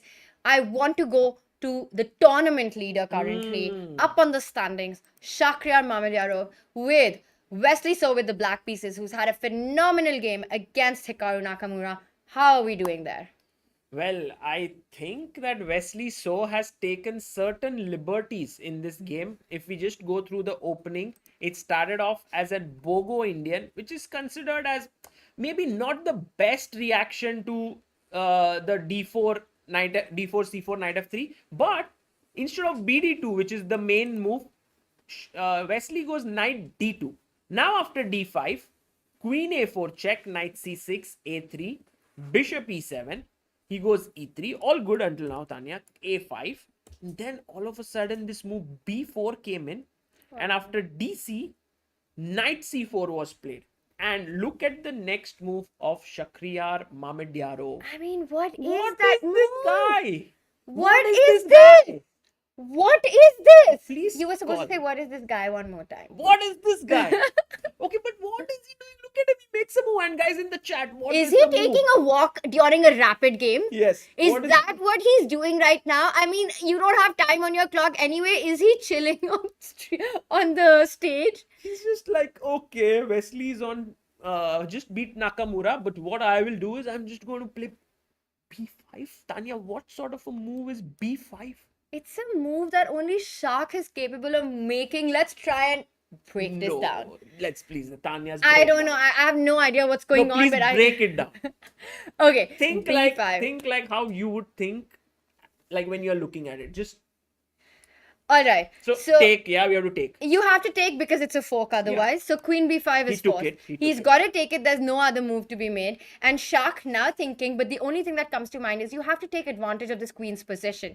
Your knight on c6 is attacked. Bishop d7. You don't have so many squares because I'm threatening. You again started doing that. Oh, sorry. No, it's just this down and up. Yeah, Got it. I'm threatening a big disco with knight b4 or knight d4. So the queen really has very few squares. In fact, the only one it survives on is g5. And again? Again, we could. But also, just to make things simple, the b4 pawn is hanging. And with this king on e1 stuck, it is a big pawn and you can take on b4. You don't care about queen g7 because rook g8 hits the queen. All your pieces are active. This would be a disaster for white. Man, this, the only reason, once you see b5, you understand it. But no one's told Shak, now is the moment. Think. He just finds it on his own. That's the beauty of this guy. That's the amazing thing. And let's have him on full screen to see where is he going? He's just chilling. I mean, this is a rapid game. Let me tell you, chat, we've played across the world. We've played across all formats. Yes, during a classical game, you have all the time in the world to walk around, to take a look at other boards. But when you've got only 15 minutes with a 10-second increment, you don't get up and start watching other boards. It's not game over yet, but this just goes to show that Shak feels so comfortable in these initiative positions, and Wesley is in trouble. And it also shows, Tanya, that he wants to make some mini statement to Wesley. That, yeah, I know you're very focused, but look, when I get up, you will notice it. If I emote something, I know Wesley's like this, you can't see me, but I'm walking around, I'm showing my confidence here. And by the way, BD7 did happen and queen is on G5. It's now Shak's decision to decide what to do here. Do you want to He'll take on b4. He'll take on b4. He'll take on b4. He doesn't care about queen g7, rook g8. He takes on a3 No, next. that's- It looks horrible for white. Shaq never worries about these side pawns. Shark doesn't worry about pawns, side pawns, center pawns. As long as he's getting the play, that's all he cares about. Yeah. And you know what? Shark also has a score to settle against Wesley in the Champions Chess Tour final in San Francisco. Wesley did beat Shark just a week ago. Right. So this is a big game, and it looks like with the black pieces, b5. What a move! What a guy! Fantastic. Really nice. Let's see what happens next. But great play, and we spotted this moment, which was very nice, Tanya. Very nice to see this. He takes on. Is he going for it? Yeah, he takes goes for it. A takes b4, and immediately Wesley says says G7. because What? Sagar, I'll tell you What? why. What else do you do? What? No, I don't know what I do, but this This you don't do. No, you giving him another open line, and his rook is activated, and as you mentioned, ba3, you're getting this pawn all the way down the board. And blitzed out. Queen g7, rook g8, queen h6 on the board, right? But It's now, been played. now if you take here, Tanya, can we go and chop this pawn on a3? Is it even possible? I'm going bishop b4 check. What do you want to take on a3 with is my first question. Don't forget your rook on a1 is pinned, Sagar. Wesley's heart rate is 111, and that is amazing, guys. We have some heart rates working perfectly, and it's so nice to see it. Has he played bishop a3? No, he's not played it yet. He's thinking. But Tanya, your move is brilliant, bishop b4 check. But what is this move? Think about it. You can't take with the bishop. Rook is hanging. Queen is Wow, I attacked. have to go queen h4 have and then to you go want to go queen rook g4? Queen trap. No, queen h3. How are you winning? Queen h3, e5. And Okay, if this happens, then always oh my You god, know- he's going for something. He is, but I don't think he's going. takes on a3. Takes Chat, on a3. if we see this, if he goes bishop, Oh, if there's. but Wesley played something. He played bishop e2. Wesley, he didn't. okay, He saw Wesley it. is like. But I mean, now- can't you go for the same idea? Now, oh, you mean bishop f8? Queen Queen h4, h4, rook g4, queen Queen h3, e5, and maybe now. bishop e2 attacks the rook on g4. So you this way, yeah, maybe. You just take, and after this, knight e5. I mean, it's still really complicated. It's very complicated, and I think there's a difference here with the bishop. There are more things hanging in the end, eventually. And this knight is not overloaded. So that's why this position is defendable with bishop e2, but not with bishop a3. Okay, bishop e2 on the board, and now Shah can go and pick up this pawn on g2, which he will do most likely because he likes chaos. Chaos is his middle Chaos name. is his, chaos and creativity Yeah. is just his style of play. It's not unfounded chaos. Hmm. It's chaos on a lot of, strong foundation. Right. He sees he has a lead in development. He sees he's targeting the queen, pursuing the queen. In real life, you want to pursue the queen. On the chessboard, you want to pursue the queen. Nice one. And Tanya's in super form, yeah? bishop e2 played. Sagar, do we have a move yet? Not yet. Not yet. Not yet. Shall we go to Let's take the a look at game of Sethu's. Nadir Bek Hikaru? Let's do it. Let's take a Okay. look at Nodibak Hikaru, and then we will go on to Sethu's board because very exciting stuff going on there as well. But first, what is happening on Hikaru's board? I here? like Hikaru's position, at least on first sight. You have pressure on d3 with the queen and the bishop. The knight is attacking the bishop on c4. Structurally, white is better because he has these clump of pawns. Black has an two isolated pawns. So yes, there are pros and cons, but I like Hikaru's position because of his activity. What do you say? I completely understand what you're saying. And this d3 pawn is such a glaring weakness, especially once you trade off this bishop on c4. You don't even have to rush with it. But I think knight c4, it's Yeah. a long term. You've got these two bishops. Things are looking good. But then again, black also has this a6 weakness and an e5 weakness. And Sagar, to me, it looks like, again, you have something, I have something. True. I mean, that's how it is. And the one who believes in his strength more is going to triumph here. By It the way, takes- knight c4 has happened on the board, and now he goes bishop f6. But why bishop f6? He wants to defend the e5 pawn. Simple. He's also threatening, someday in the future, maybe e4 will come with strong effects of the bishop opening up. Yeah. But he simply guarded the e5 pawn, which was a weakness. And this can drop. Tanya. Knight b4, cb4, e4, Oof. attacking here. That can very much happen. So let's go to now Setu versus Parham. We can Look leave at the this position. at around equal. Yes, we can conclude that that looks like even Steven right now, but this one looks like I am crazy. feeling scared here for the Black King. The H file is open. And it seems like Setu Raman has a big attack. But Tanya, if you take H5, then Bishop G5, you are simply a queen down. The queen is pinned. So it's very, very concrete. You have There's to nothing. sacrifice the pawn. You can't take it back. There's no way you can capture it back. So what does he have in mind? Setu, why did he give it? Is he just simply going to move back with the queen? Which is a good square. I'm confused. This is a very complicated position. I agree. I agree. And also, like, if you move your queen, let's say queen e4, okay, then g takes h4, you have given up 2 pawns. And yes, the Black King is weak, but 2 pawns are 2 pawns. Again, you're such a materialistic guy. I didn't expect that from you, I have to say. I mean, imagine f4, f5. That's and true. Are you still feeling good about the position? No, it's always the problem. Yeah, when you are too materialistic at the end of the day, you never feel good about it. It does come to bite you. Chessboard, sometimes it does work. Material things give you happiness. Well, that's the thing about material things. They give you happiness for a short period of time. Right. And then they don't. Right. So, chess imitates life. Absolutely. And I hope that here at least Setu gets some happiness. Oh, sorry, Parham gets some happiness because he's got 2 pawns and he goes rook e8. He's not as materialistic.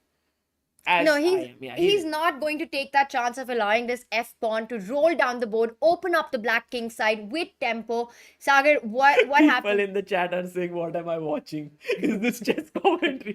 By the way, Tanya, just a very quick thing that I can show here is look at that band that is being worn by Setu here on his right arm. That is the heart rate monitor that we have put, and in fact we put that across to all the players in our players meet, and everyone agreed that they would wear it.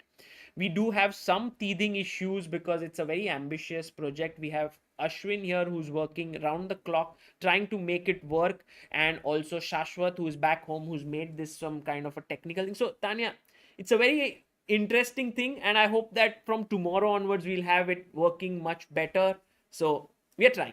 I think 100% we'll get there. We've already made a lot of progress with a lot more heart rate monitors on the players. Definitely adds an interesting element. Right now, my heart rate is going up. Looking at this board, I want to go back to the Wesley Shark board. I want Wesley Shark on our screen.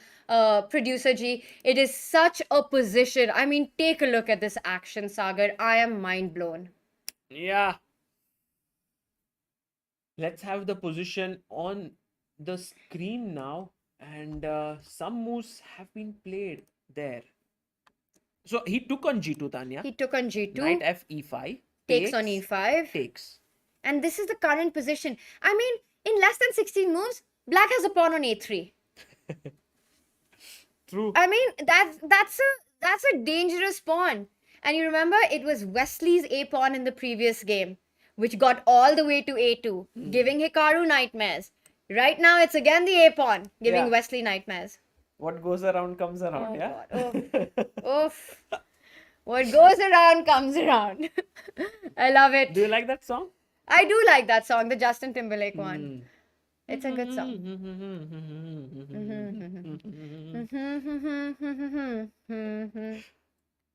Tanya को अपन will give a dare some point to sing. आज हो गया ना? Just dropped a whole rap यार अभी गाना. And then at the end, क्या हूँ मैं यहाँ पे? मतलब है क्या है ये? Commentator. The top commentator in the world. Okay, Tanya, what should we do now? Rook g8 back? I mean, it's such a complex position. Why do you want to go back? Okay, you're threatening bishop f3. I get it. That's why you want to move the rook, right? Yeah, this is a big threat here with the bishop coming in. Also, I don't understand exactly what to do about this knight on e5. I want to go and exchange it somehow. Not sure how to do that. Maybe bd6 at some point.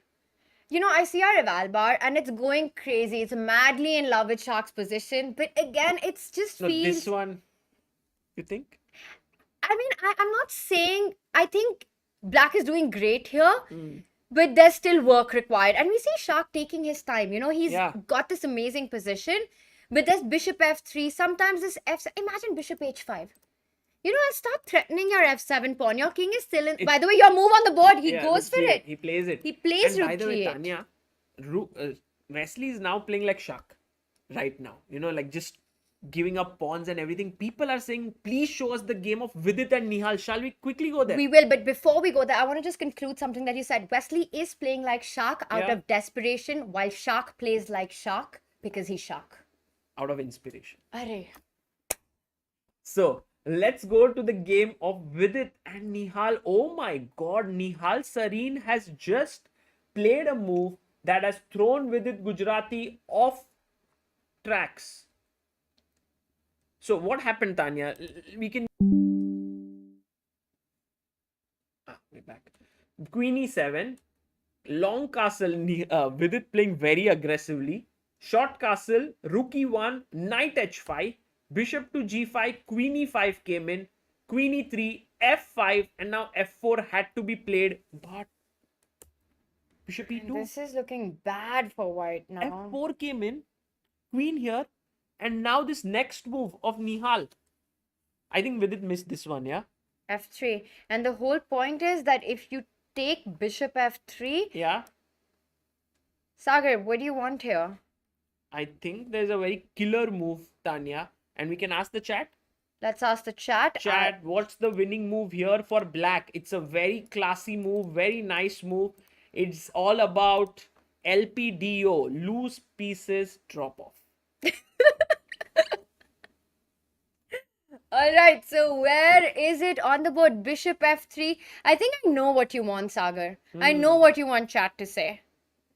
It's a beautiful move. Yeah, it's a very, it doesn't, at first, it doesn't seem so deadly, but when you just look at it deeper, you understand that it's over.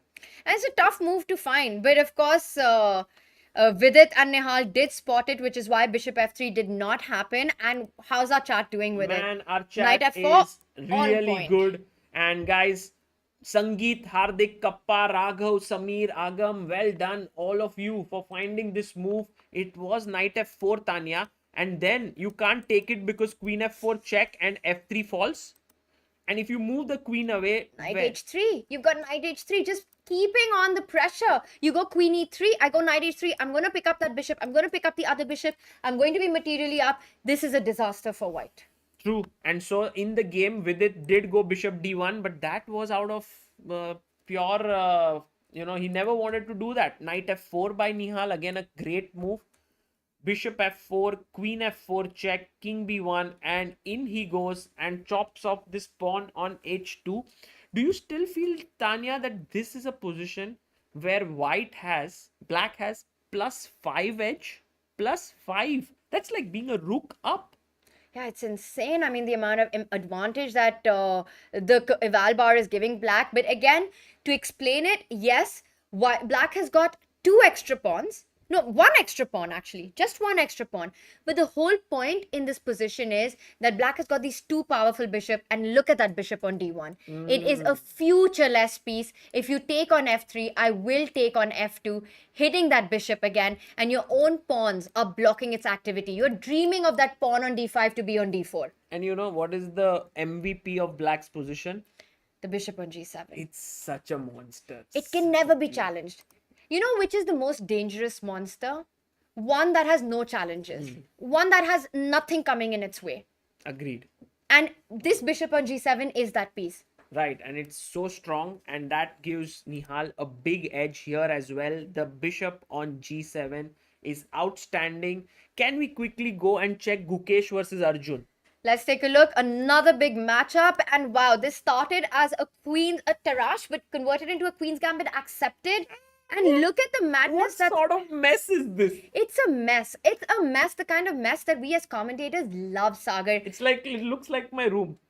It looks like my life. And here we see that black has won an extra pawn, but a6 is such a weakness. Yeah. And when they took the queens on move 10, I was like, okay, they both want to just play a calm game of chess. And now after next 8 moves, all of the pieces are attacking each other, and Everywhere. it's just crazy what's happening. Knight e4 was the last move played, attacking that bishop on d2. So right now you can't pick up the pawn on a6. I'm expecting white to trade on e4. You can't really allow that knight on e4 to stay. Right, because it's attacking the d2 bishop as well. Exactly. So let's say you take on e4, and after bishop e4, black has an extra pawn, Sagar. And how are you? I mean, I like black's position. I'm kind of not sure where white's compensation is here. These two bishops disagree with you. They say that, look, we are pointing towards the black pawns and they both may fall at some point, and then I'll be a pawn up. You're a dreamer. Yeah, I am. All right, well, at least you're in acceptance of it. But I do agree with you. It is far from over. And of course, white has compensation. And black's bishop on a5, so misplaced, but required to keep these pawns alive. But I don't know how long it will last there. So definitely white has full compensation. Sagar, let's go back to the Wesley Shark game. It's all eyes on that board. What? What? Man, What on earth? Mandiaro. What a guy. What a guy. What a guy. What's happening? I don't What is understand. this? Bar What is is like, this my chess? game khatam ho gaya, everything is over. Minus Let's try. 9.5. Let's try to just go rook g8. There was bishop f3. And here, he finds this insane move, queen b8, giving up this rook because he can now either take this and attack this rook, or even just launch an attack with bishop b4, and yeah, eventually you want to take and attack here. I am just shocked right now. Like queen a8, this rook is hanging. Let's say you go and save it with rook f1. Check here, and I think You're this going to king get is gone. mated. This king is, it's over. Life khatam. Khatam. Bye bye, Tata. Yeah. Over. Absolutely. Take. And now maybe queen a5, queen enters here, knight entering here. I think they both will. What a demolition this one has been by Shark. And it all started with that move b5. b5. B5 chat. Can we somehow get Shaki? I know he doesn't like to do interviews in between the events or something, but we really want to understand how he does this. I'll try and ask him. Okay. I'll try and ask him. I don't think he'll agree to it, but we'll try. We'll just tell him that, please tell us, how did you find b5? Yeah, that's it. Just one question. एक एक बता question. दो यार. B5 kaise? कैसे And मिला? also, yeah, we've got to try. We've got to try. Try to Because if you don't ask, the answers always no, right? Absolutely. Guys, if you don't improve your chess today, you'll definitely improve your life. Thanks to Tania Baba. But Tania Baba kya hai? Queen e3 on the board. I Wesley, do this have was like the- a Dev at my end, by the way. Oh, nice. Just saying. Jai Sachdev. By the way, check bd2. And do you see, Tanya, that this e4 move was aimed at bringing the queen back? When Wesley played e4, I was at a loss. Like, on one hand, you can take this rook, you're closing that bishop, but his point was to quickly bring his queen back. You need all your resources to come back to defend this king, which is in so much danger. Sagar, I don't see Wesley surviving this for too long. And once Shark again, gets up. Shark gets up. He up. got up when he played b5. Can He's we follow getting him? up after playing queen b2. Let's follow Shark. Let's be a stalker right now, because this is the man we want to follow after the kind of chess Comes he's back played. on the board. And let's take a look at this. He's looking confident. He knows he's played a brilliant game of chess. Yeah, and he has that feeling on his face where, yeah, I've played well, but I think he needs to finish it off here. And what a1 is hanging, Tanya? Maybe a1 king e2. Like if you take on a1 king e2 and then the rook attacks here, Wesley's heart rate moving to 104. Wesley has the most perfect sort of, very, like we can follow his heart rate throughout. So I think first, let's not jump into taking this. Let's take on d7. Yeah, because like you said, after queen a1, king e2, I'm attacking your queen on a1. I'm also attacking knight f6. Right. So it could really turn around. Yes. So you're totally right that you need to just, calm down, take it slow, pick up that knight on d7. Keep all your threats in the position. My a3 pawn is worth everything. Yeah. What a pawn. It's like a queen, another cutie queen, we can call that. It's a cutie. It's a cutie pawn. And by the way, can we quickly check if there's a turnaround in Vidit Nihal, or Nihal is still winning completely winning? Completely. Look at this bishop. So when Vidit tried to block this bishop on g7, Nihal brought his bishop back here. And then after queen c4, I believe he can take even on e5. Yes, there could be some dangers with rook e5, d5, d6, but that's just couple of moves to calculate. And I don't think Nihal will have issues calculating that out. Sagar, do you think that Vidit was a little affected by the previous game, having this completely winning position against Arjun, but not being able to convert it at the end? Do you think it was something playing on his mind? At least at the end of the game, he did feel like he was shaking his head and so on. I don't know if he could sort of brush that feeling off how quickly, and maybe he needed someone to talk to at that point.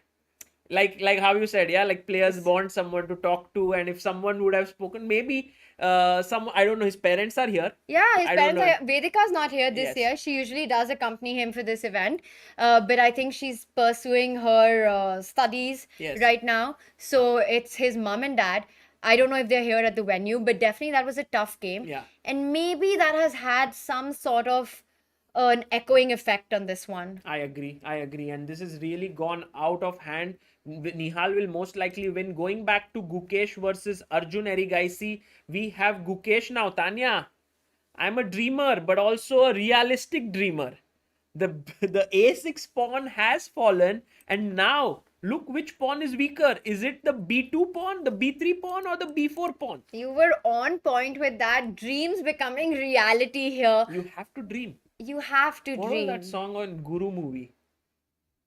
जागे है कुछ देर हमें कुछ देर सोने दो थोड़ी सी आज आंख बाकी है सुबह तो होने दो something like Very that. lovely. Subhato. I haven't heard it, but sounds. Really? I You haven't? No. Guru mein I've only heard that other song. Tere bina bhi Ah, suhani nice. rasiyan. Nice. Which is obviously not the same. Which is also like a dream, but okay. Rook c5 right now. And can we quickly check the game between Wesley and That's Hikaru and Nodirbek? Because we haven't checked it very deeply here. well, we haven't missed out on too much. I think it's a position, but you know what? It's still with the two bishops on the board. That's what's giving the compensation against the pawn. It's going to be hard to defend this pawn. If you go rook a1, black can start just blocking it with knight a6, but also knight c6, rook a8 coming in. I don't see this pawn surviving for too Right. long. Do you think Hikaru will start pressing at some point or not really? I mean, c3 pawn is slightly weak, could also become a strong point because it's a passer.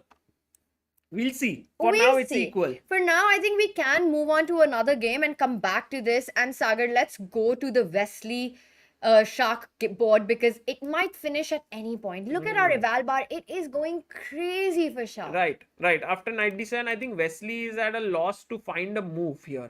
Because what would you play, Tanya? Would you go king e2 connecting the rooks? Maybe that does seem like a move to think about. Let's say king e2. Okay, I push my a pawn. Yeah, I go a2. That's just so strong. I think the pawn is the key, right? As you mentioned. The pawn is the key. You know, pawns are the soul of a position. Yeah. And here it's just the soul, the heart, the body, the everything. It's just all of it. And the whole point is, I mean, look at the position. Your rook on e1 is tied to defend the a pawn from advancing. Your bishop on d2 is pinned. Your queen on e3 is stuck defending the d2 bishop. You've got nothing moving in the game. Correct. I agree. By the way, king e2 on the board. No. Something changed. Yeah. He played bishop takes b4. And now Shak went queen a1, king e2. But this time, his queen can go back to b2 with the check. And then the a pawn moves through. A quick look at Shak and Wesley on the big screen there, guys. Very, very focused. Shak moving that piece in his hands. Gives a check. You can see Wesley making his moves as he knows he's losing. And also, you know, Wesley's got that same pose, Sagar, he did in the previous game, but in a very different position. Right.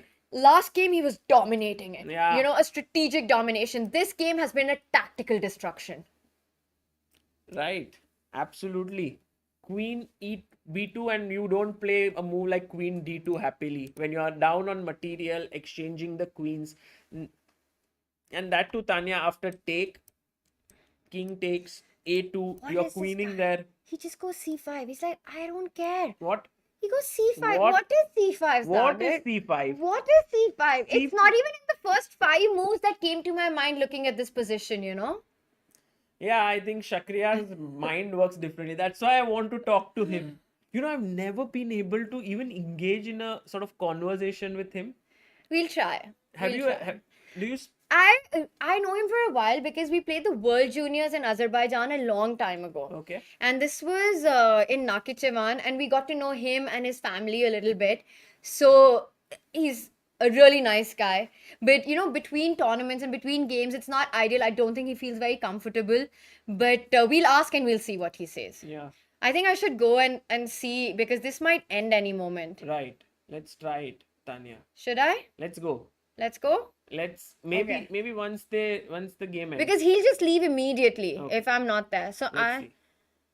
we have an end game, and looking at the position, it should end soon, right? Because No, it may take time. And Wesley is a staunch defender. So you can go like when he does this, you get up like. I think when he does this. When he does like when it's just you Just have to hit. be on time. But let's quickly check the other games. We haven't seen Setu versus Parham, and this time Parham is better. Tanya, look at that.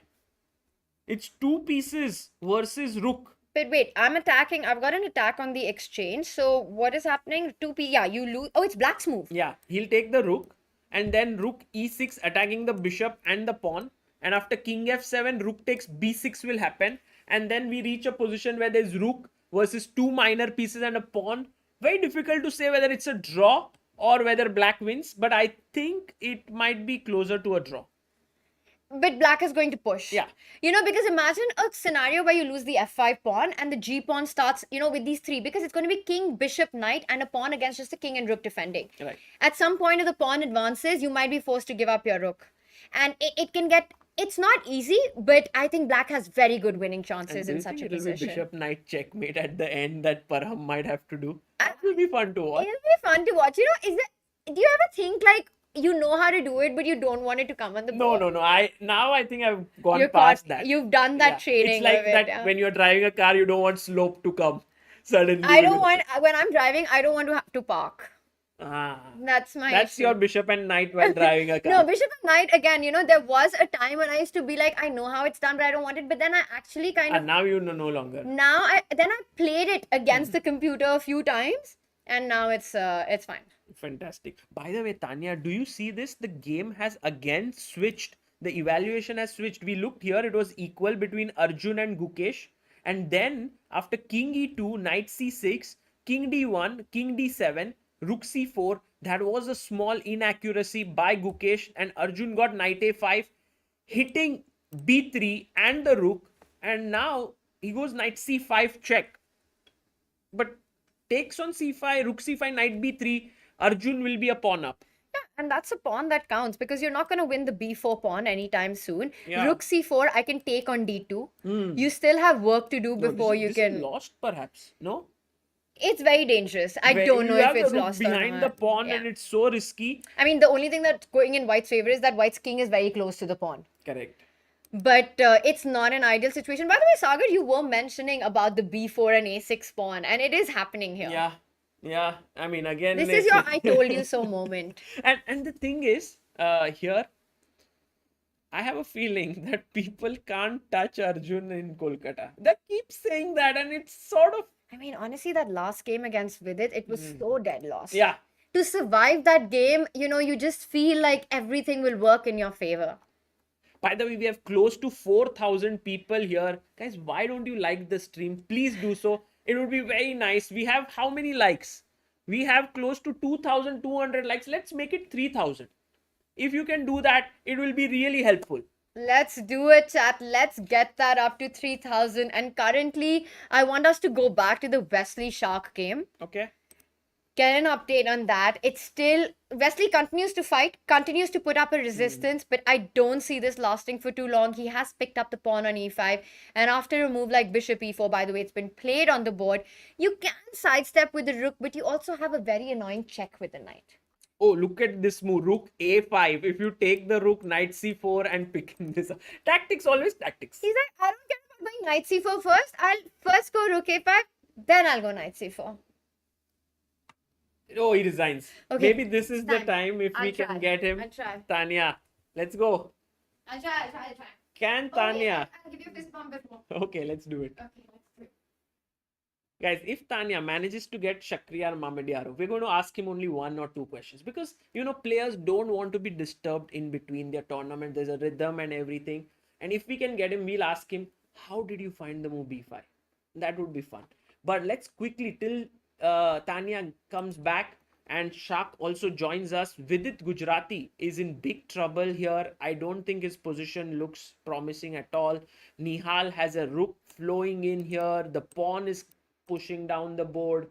And oh, Vidit has resigned. So Nihal has won that game already. We have two decisive games now. What about the game between Nodirbek and Hikaru Nakamura? Nodirbek is sort of not letting Hikaru make any progress in this position. It's still equal, and it looks like this might be something where Hikaru might not able to score a win. And he's taken something there. He's taken on a5, bishop a5 on the board. Nihal has scored a victory today, and that's good news. After, I think he made 2 draws, right? So he's on 2 out of 3. G4 on the board.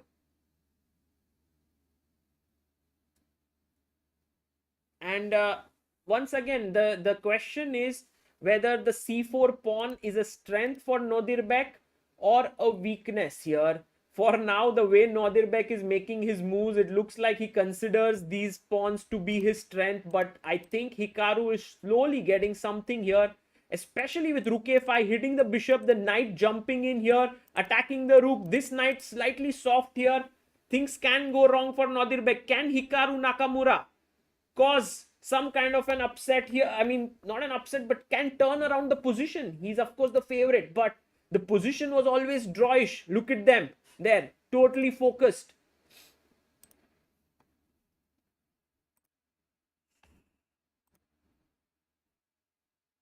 Oof. And there, h4. What is Hikaru going to do? He has 46 seconds on the clock.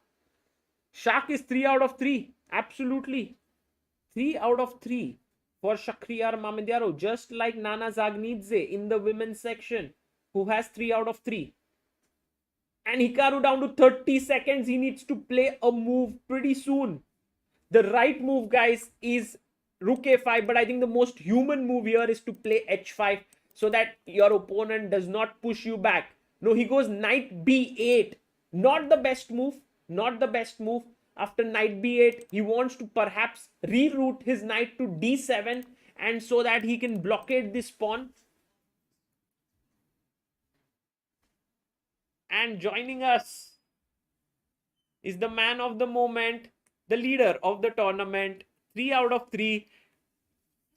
Shakhriyar Mamediaro is here with us. Shakhriyar, congratulations. Thanks. It's been a long day for you. I'm sure you are tired, but we have a few questions. Yeah. How did you realize that this was the moment when b5 move was there in the position? Yeah, I mean, I remember this trick is from old games. Old masters played like b5 is every time. When he gave me chance to play b5, queen b5, bishop d7 is a very nice active position. And more important, after knight c5 is move. Knight d4 is possible. Knight b4 is knight d4. I think is possible. I mean, every move. And b take a5, I think is only chance, but then knight b4 is very strong. Ooh. And knight c2 is coming. Yeah, I think maybe his knight d4 is also possibility. But okay, after I was not very happy when I see queen g5 move, because normally is take rook g8, queen h6. Of course, I see here is rook g6 easy draw. I mean rook g6, rook g4, queen h4, rook g4 is draw, queen h3, 5.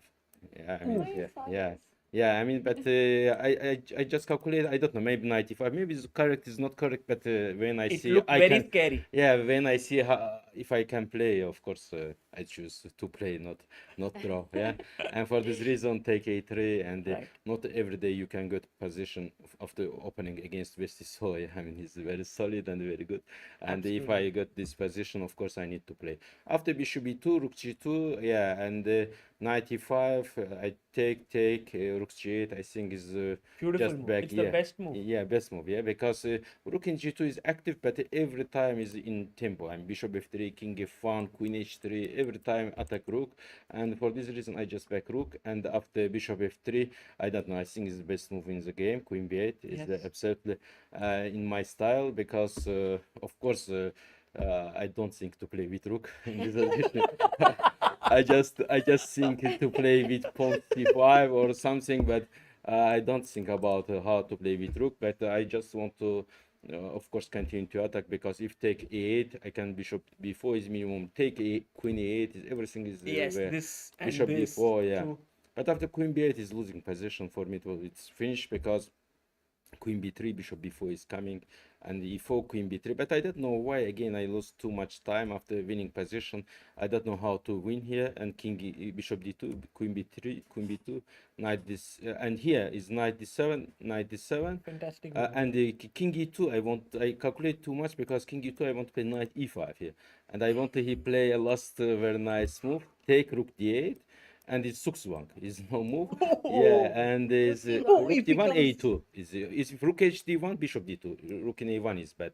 And rook a1? Rook a1 just I play any move because it's Sukswang a2. If rook d1 a2 is no move. I mean after I can take d2. This is Uh, crazy. yeah, I just think about What a this. position. Yeah, I mean it's no move is, but also I think is many moves is winning. But I lose all my times here, and after I was not very happy because if winning position in set note is not very good. But he played took. okay take. Yeah, I don't want any end games. I just think is absolutely winning position c5. Yeah. Yeah, I mean, we were just thinking like you will take and play a2 the endgame, but c5, like Yeah, but I think it's normally I need to do like you think. Yeah, I mean, of course, take to play a2 easy chess. Yeah, when you have time problems. I don't know why I play c5. When I see move like c5, I can stop myself. I say, okay, last. I say, I promise is last pawn. After I say after I will take only, but in this time I will give him last pawn, and after I will sing. Yeah, I mean, my idea is every time to play 95, take 95, active my position. For this reason, c5 is good move. But after okay, it was some time problems, but every move is winning. Yeah, I mean every move is take. I think it's a take just because it's extra pawn and Yeah. that's. Yeah, I mean, it's, of course, absolutely winning. But I start to play a little bit slowly, but I think it's good. I mean, rook c1. Yeah, every move is of course is winning.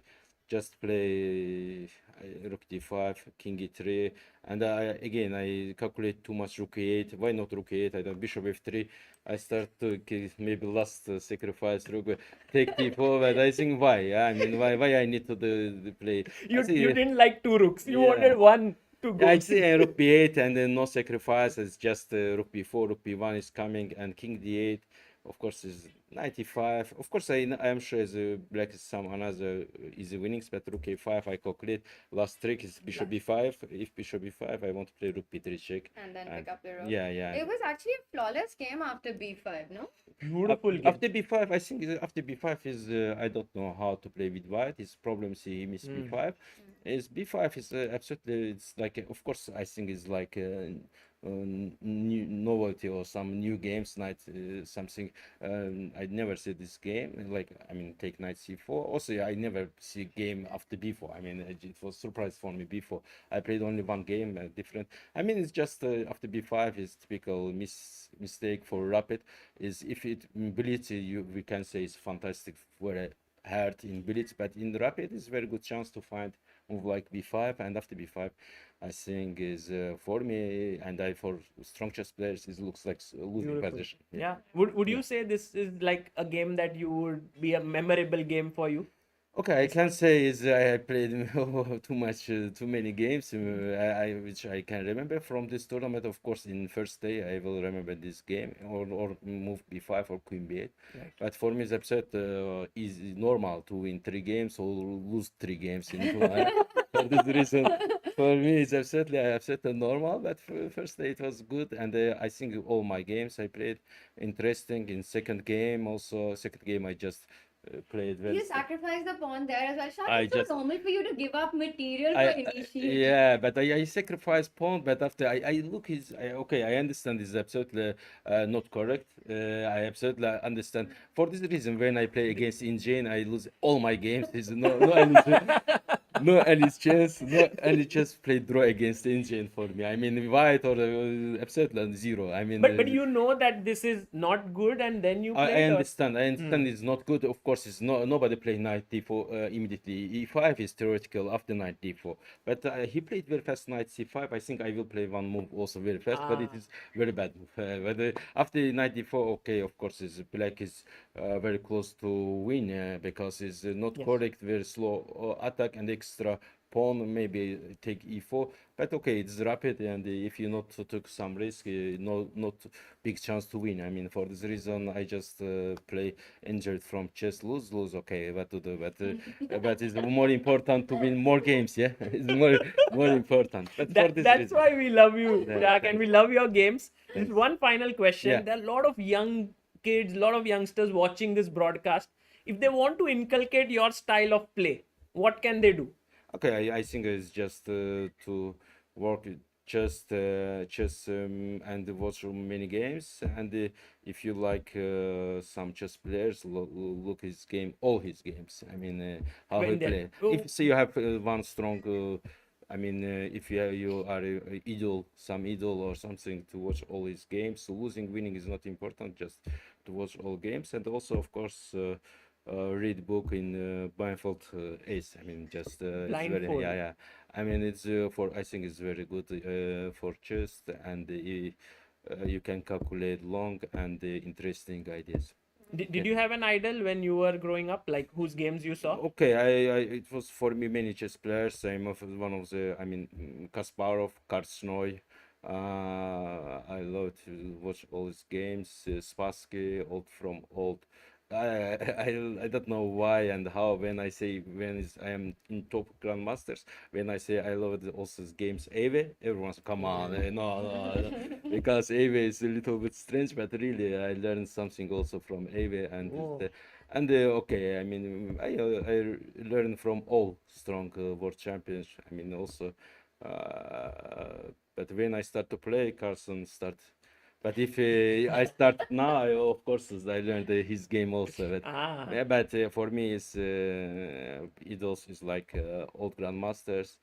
Also, I love his games. Vichy, he played fantastic chess. He showed how play for win. I mean, it's many chess players.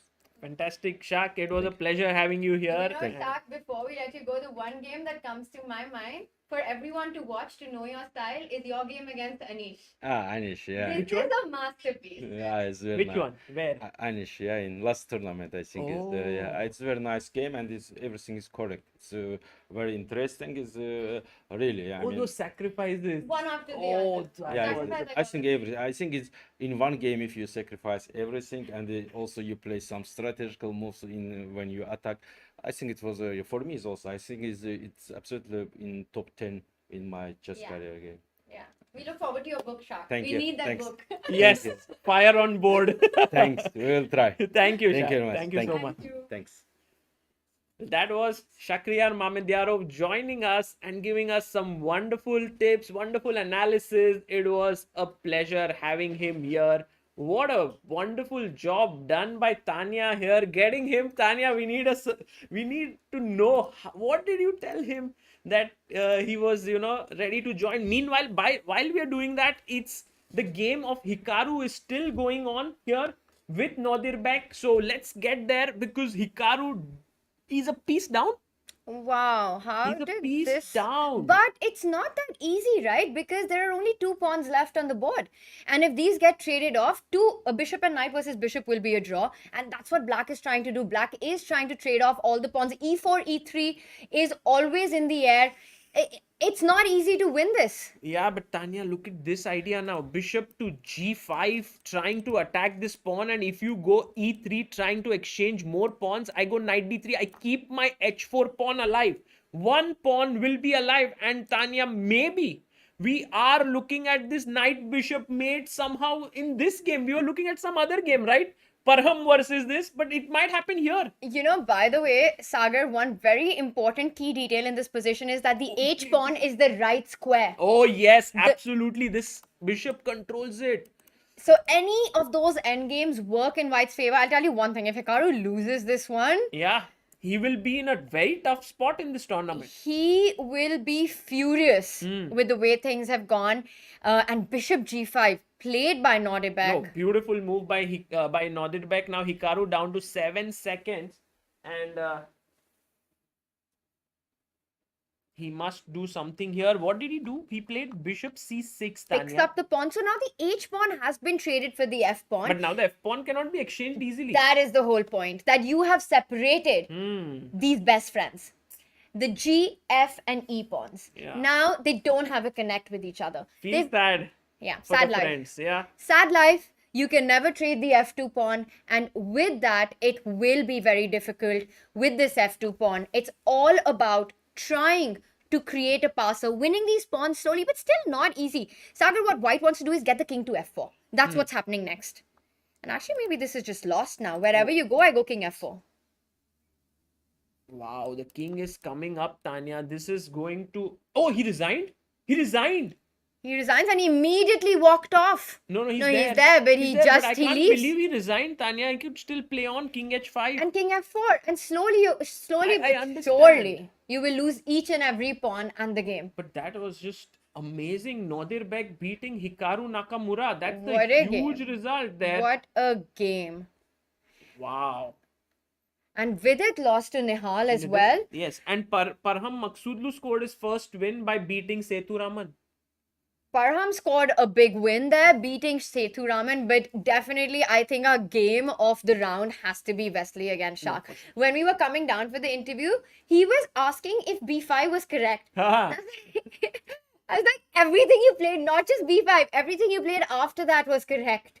But you know, Shak is that kind of player who just doesn't care about engine evaluation. He's Yeah. like, yeah, it could be wrong, but who cares? Eh? And he said such an interesting thing that if he plays against an engine, he has this really bad result because he's constantly sacrificing. But against humans, practically, it is so difficult to face him. We will definitely look at the game you recommended. Shak versus Anish, guys. That was a beautiful Oh game. my god. Chat, have you seen that game? I mean, we were commentating on that during the Champions Chess Tour, and Peter and I couldn't believe what we had witnessed. In one game, Shak sacrificed a pawn, a knight, a bishop, a rook, and a queen. Oh, Literally yes, I one of remember each. that game. I remember that game. That was just so amazing. And by the time we get the standings, I just want to give you an update on the results. We had a draw between Gukesh and Arjun. So that was that rook endgame which we saw, Tanya, where we thought that, oh, this might end. How will this end? I think Gukesh did a good job of holding it against Arjun. The Nodirbek Hikaru game, which we just saw, ended in a win for Nodirbek, his first win of this event. Sethuraman has lost his game against Maksudlu. I think after his first draw against Wesley, he's lost both his games. Big win for Nihal Sareen, who is very solid, but in this game, he showed what a beast he is and beating Vidit Gujarati. Vidit was very upset, by the way. He after the game, I don't know if you had your camera on, but you could tell the disappointment he had. And again, I think a lot of it comes from his game against Arjun, because regardless, it doesn't matter what happened on this one. The previous game, he really had it in his hand and he had played a really nice game. I agree. To lose that kind of a game, Sagar, it hurts so much. And then immediately you have to go into the next round. No, I It's clearly very difficult. agree, and I think this is a part of the game, and this is something which every chess player has to work upon, because blunders do happen, mistakes do occur, but it's all about how quickly you can recover. And we hope that tomorrow will be a better day for Vidit, but I think we are about to get the standings in a bit, Tanya. What a day it has been. Day, Sagar. Chess day one at Tata Steel Chess India Rapid. We've had a phenomenal day of chess, starting with the women tournament. Some amazing play there, amazing games. And that finished. Then we had the open section. Nana leading the women's section with Nana and 100. Shak. Nana and Crispy. Shak at 100% score after day one. We've seen tactics, we've seen positional masterpieces. Honestly, even Wesley's game against Hikaru. That one takes the cake. Yeah, it's kind of hard to pick. Let's do a quick poll while we wait for the pairings.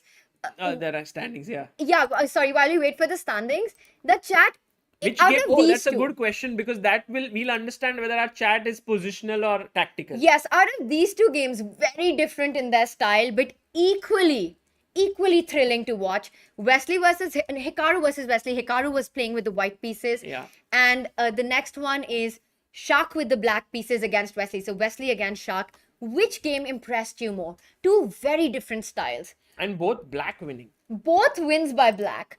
Two extremely different ways of playing and equally spectacular. Right. So this is we put up the poll. So please do check it, and please do put in your vote.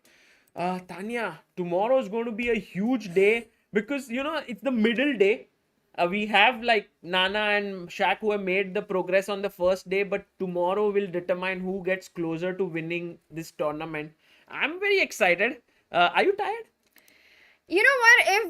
If there was another round, I'd be happy to commentate on for more chess. But it has been a really long day. Right. Sagar, while the players have been here playing for 3 hours or 4 hours, we and chat have been here Yeah. for 7 hours. No, we loved it. I enjoyed every bit of it, Tanya. Thanks, I have that effect. Yes, I think you have the ability to not just transform someone's chess, but also life. Arre. Yeah, I go back with so much more knowledge, which if I apply, I'll be in big trouble.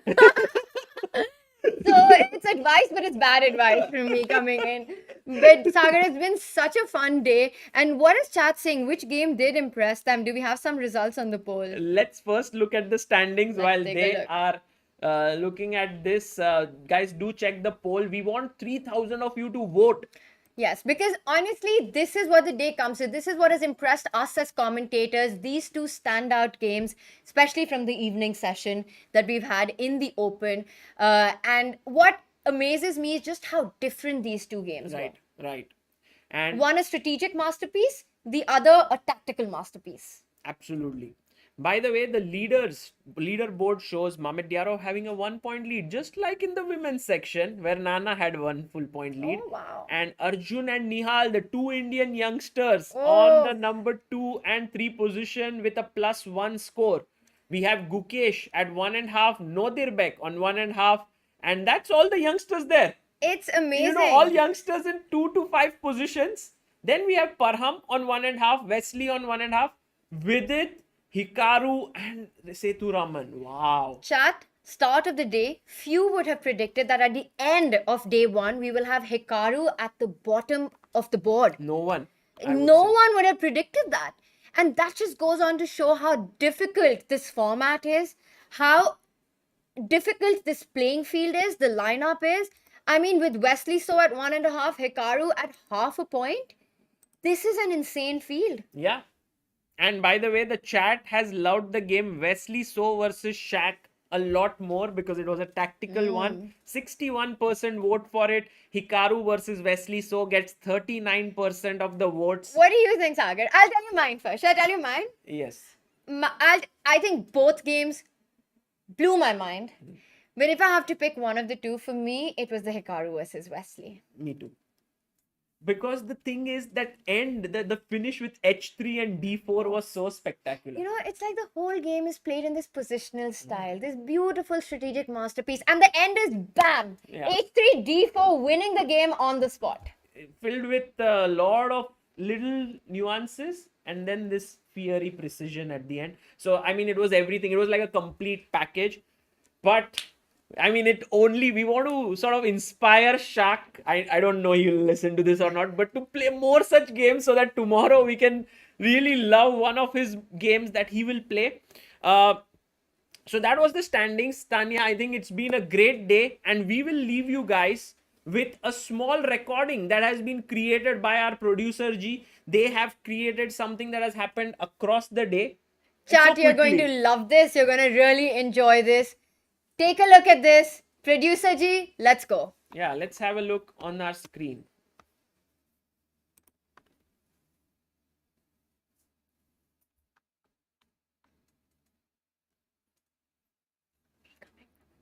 I think there's no music as there is, yeah, maybe, but people can look at what's happening. Here, this is the open event that's happening on the ground floor here at the Bhasha Bhavan in the National Library. I think so many people are here, right? So many people, and it's a whole chest. That's the trophy, Oh, by the trophy way, for the women. That's a queen. That's the queen, and for the open This is section, the it's area. the This king. is the area. This is the resting area, and Yeah. it truly doesn't capture how look, amazing it is. She's smiling there, having a great Looking so time. smart. And there we have the players having a little discussion. Shak, what a guy today. What inspiring chess he played. Nodebek winning that last round Yeah, against Hikaru. So we have the players here All chilling. three won the last round, yeah? All three of them. Yes, they had a good Oh, finish. so that was important for them to talk to each other. Oh, and this is From the morning from event. the morning. Anna Muzichuk with Humpy, that What big a game. for Humpy. Humpy This won. was just incredible play with the black pieces, and she took that win home. Also, And Maria beat Vantika with a very nice Rook G7. Remember? Rook G7, Queen D8. And that is Harika beating Olivia Kiolbasa with a nice positional play. And our leader for the day, Nana Zagnidze, beating Vaishali. 100% score for Nana and Shak at the end of the day. What a day of chess it's been. Yeah. And the battle between two youngsters, Vaishali. Oh no, this was Savita versus Vantika. Vantika winning that one. And the two sisters. Oh my facing god, off. this was unfair, Sagar. Tania's lap. My rap, because they decided to draw on move 26 instead of under 25. You know what? I'll get you for this one day. We will have you rap on this stream. I'm 100% sure of that. We'll see. And Savita holding Anna Muzichuk was a big result. Humpy Maria ending in a draw there. Some very nice captures of the most important games. Harika making a comeback, sort of to chess after a break, small break by her. Some moments there, some nice moves played, and of course, This is the last game. this is the final game, and with that, Nana winning. Nana winning this, and then we've got Hikaru Oh, the against first Nihal. game, Bishop H3, Tania. Arey. Moment of the day. Fir bhi, it was great. Bishop H3, huh? And Arjun's game against Nodirbek was so accurate. And this is Param against Vidit. Yeah. Wow. And this game, Shak against Gukesh as well. What a big blunder actually this was, you remember? yeah, In game one, yeah. missing that Bishop B3. Correct. And that just set the momentum for Shak. He was unstoppable after that. Absolutely. And there you see Gukesh having a very mixed day today. Winning a game, losing a game, drawing one, and Shakriyar Mamedyarov saying, he just played a very sort of rash game against Setu, but that was fine for him. And this game, Tania, Arjun versus Vidit. What a crazy game that was. Oh my god. Wow, And that was that's it. beautiful. Thank you so much. And So much fun chat, so many amazing highlights, and we're just getting started. Day 2 coming up. We will be back with 12 o'clock. Tata Steel Chess India Women Tournament Day 2 at noon tomorrow, 11:45. Yeah, we start it. will start the stream. Tania, time pack. कोशिश करूंगी. See you then, chat. Goodbye. Take care. Bye.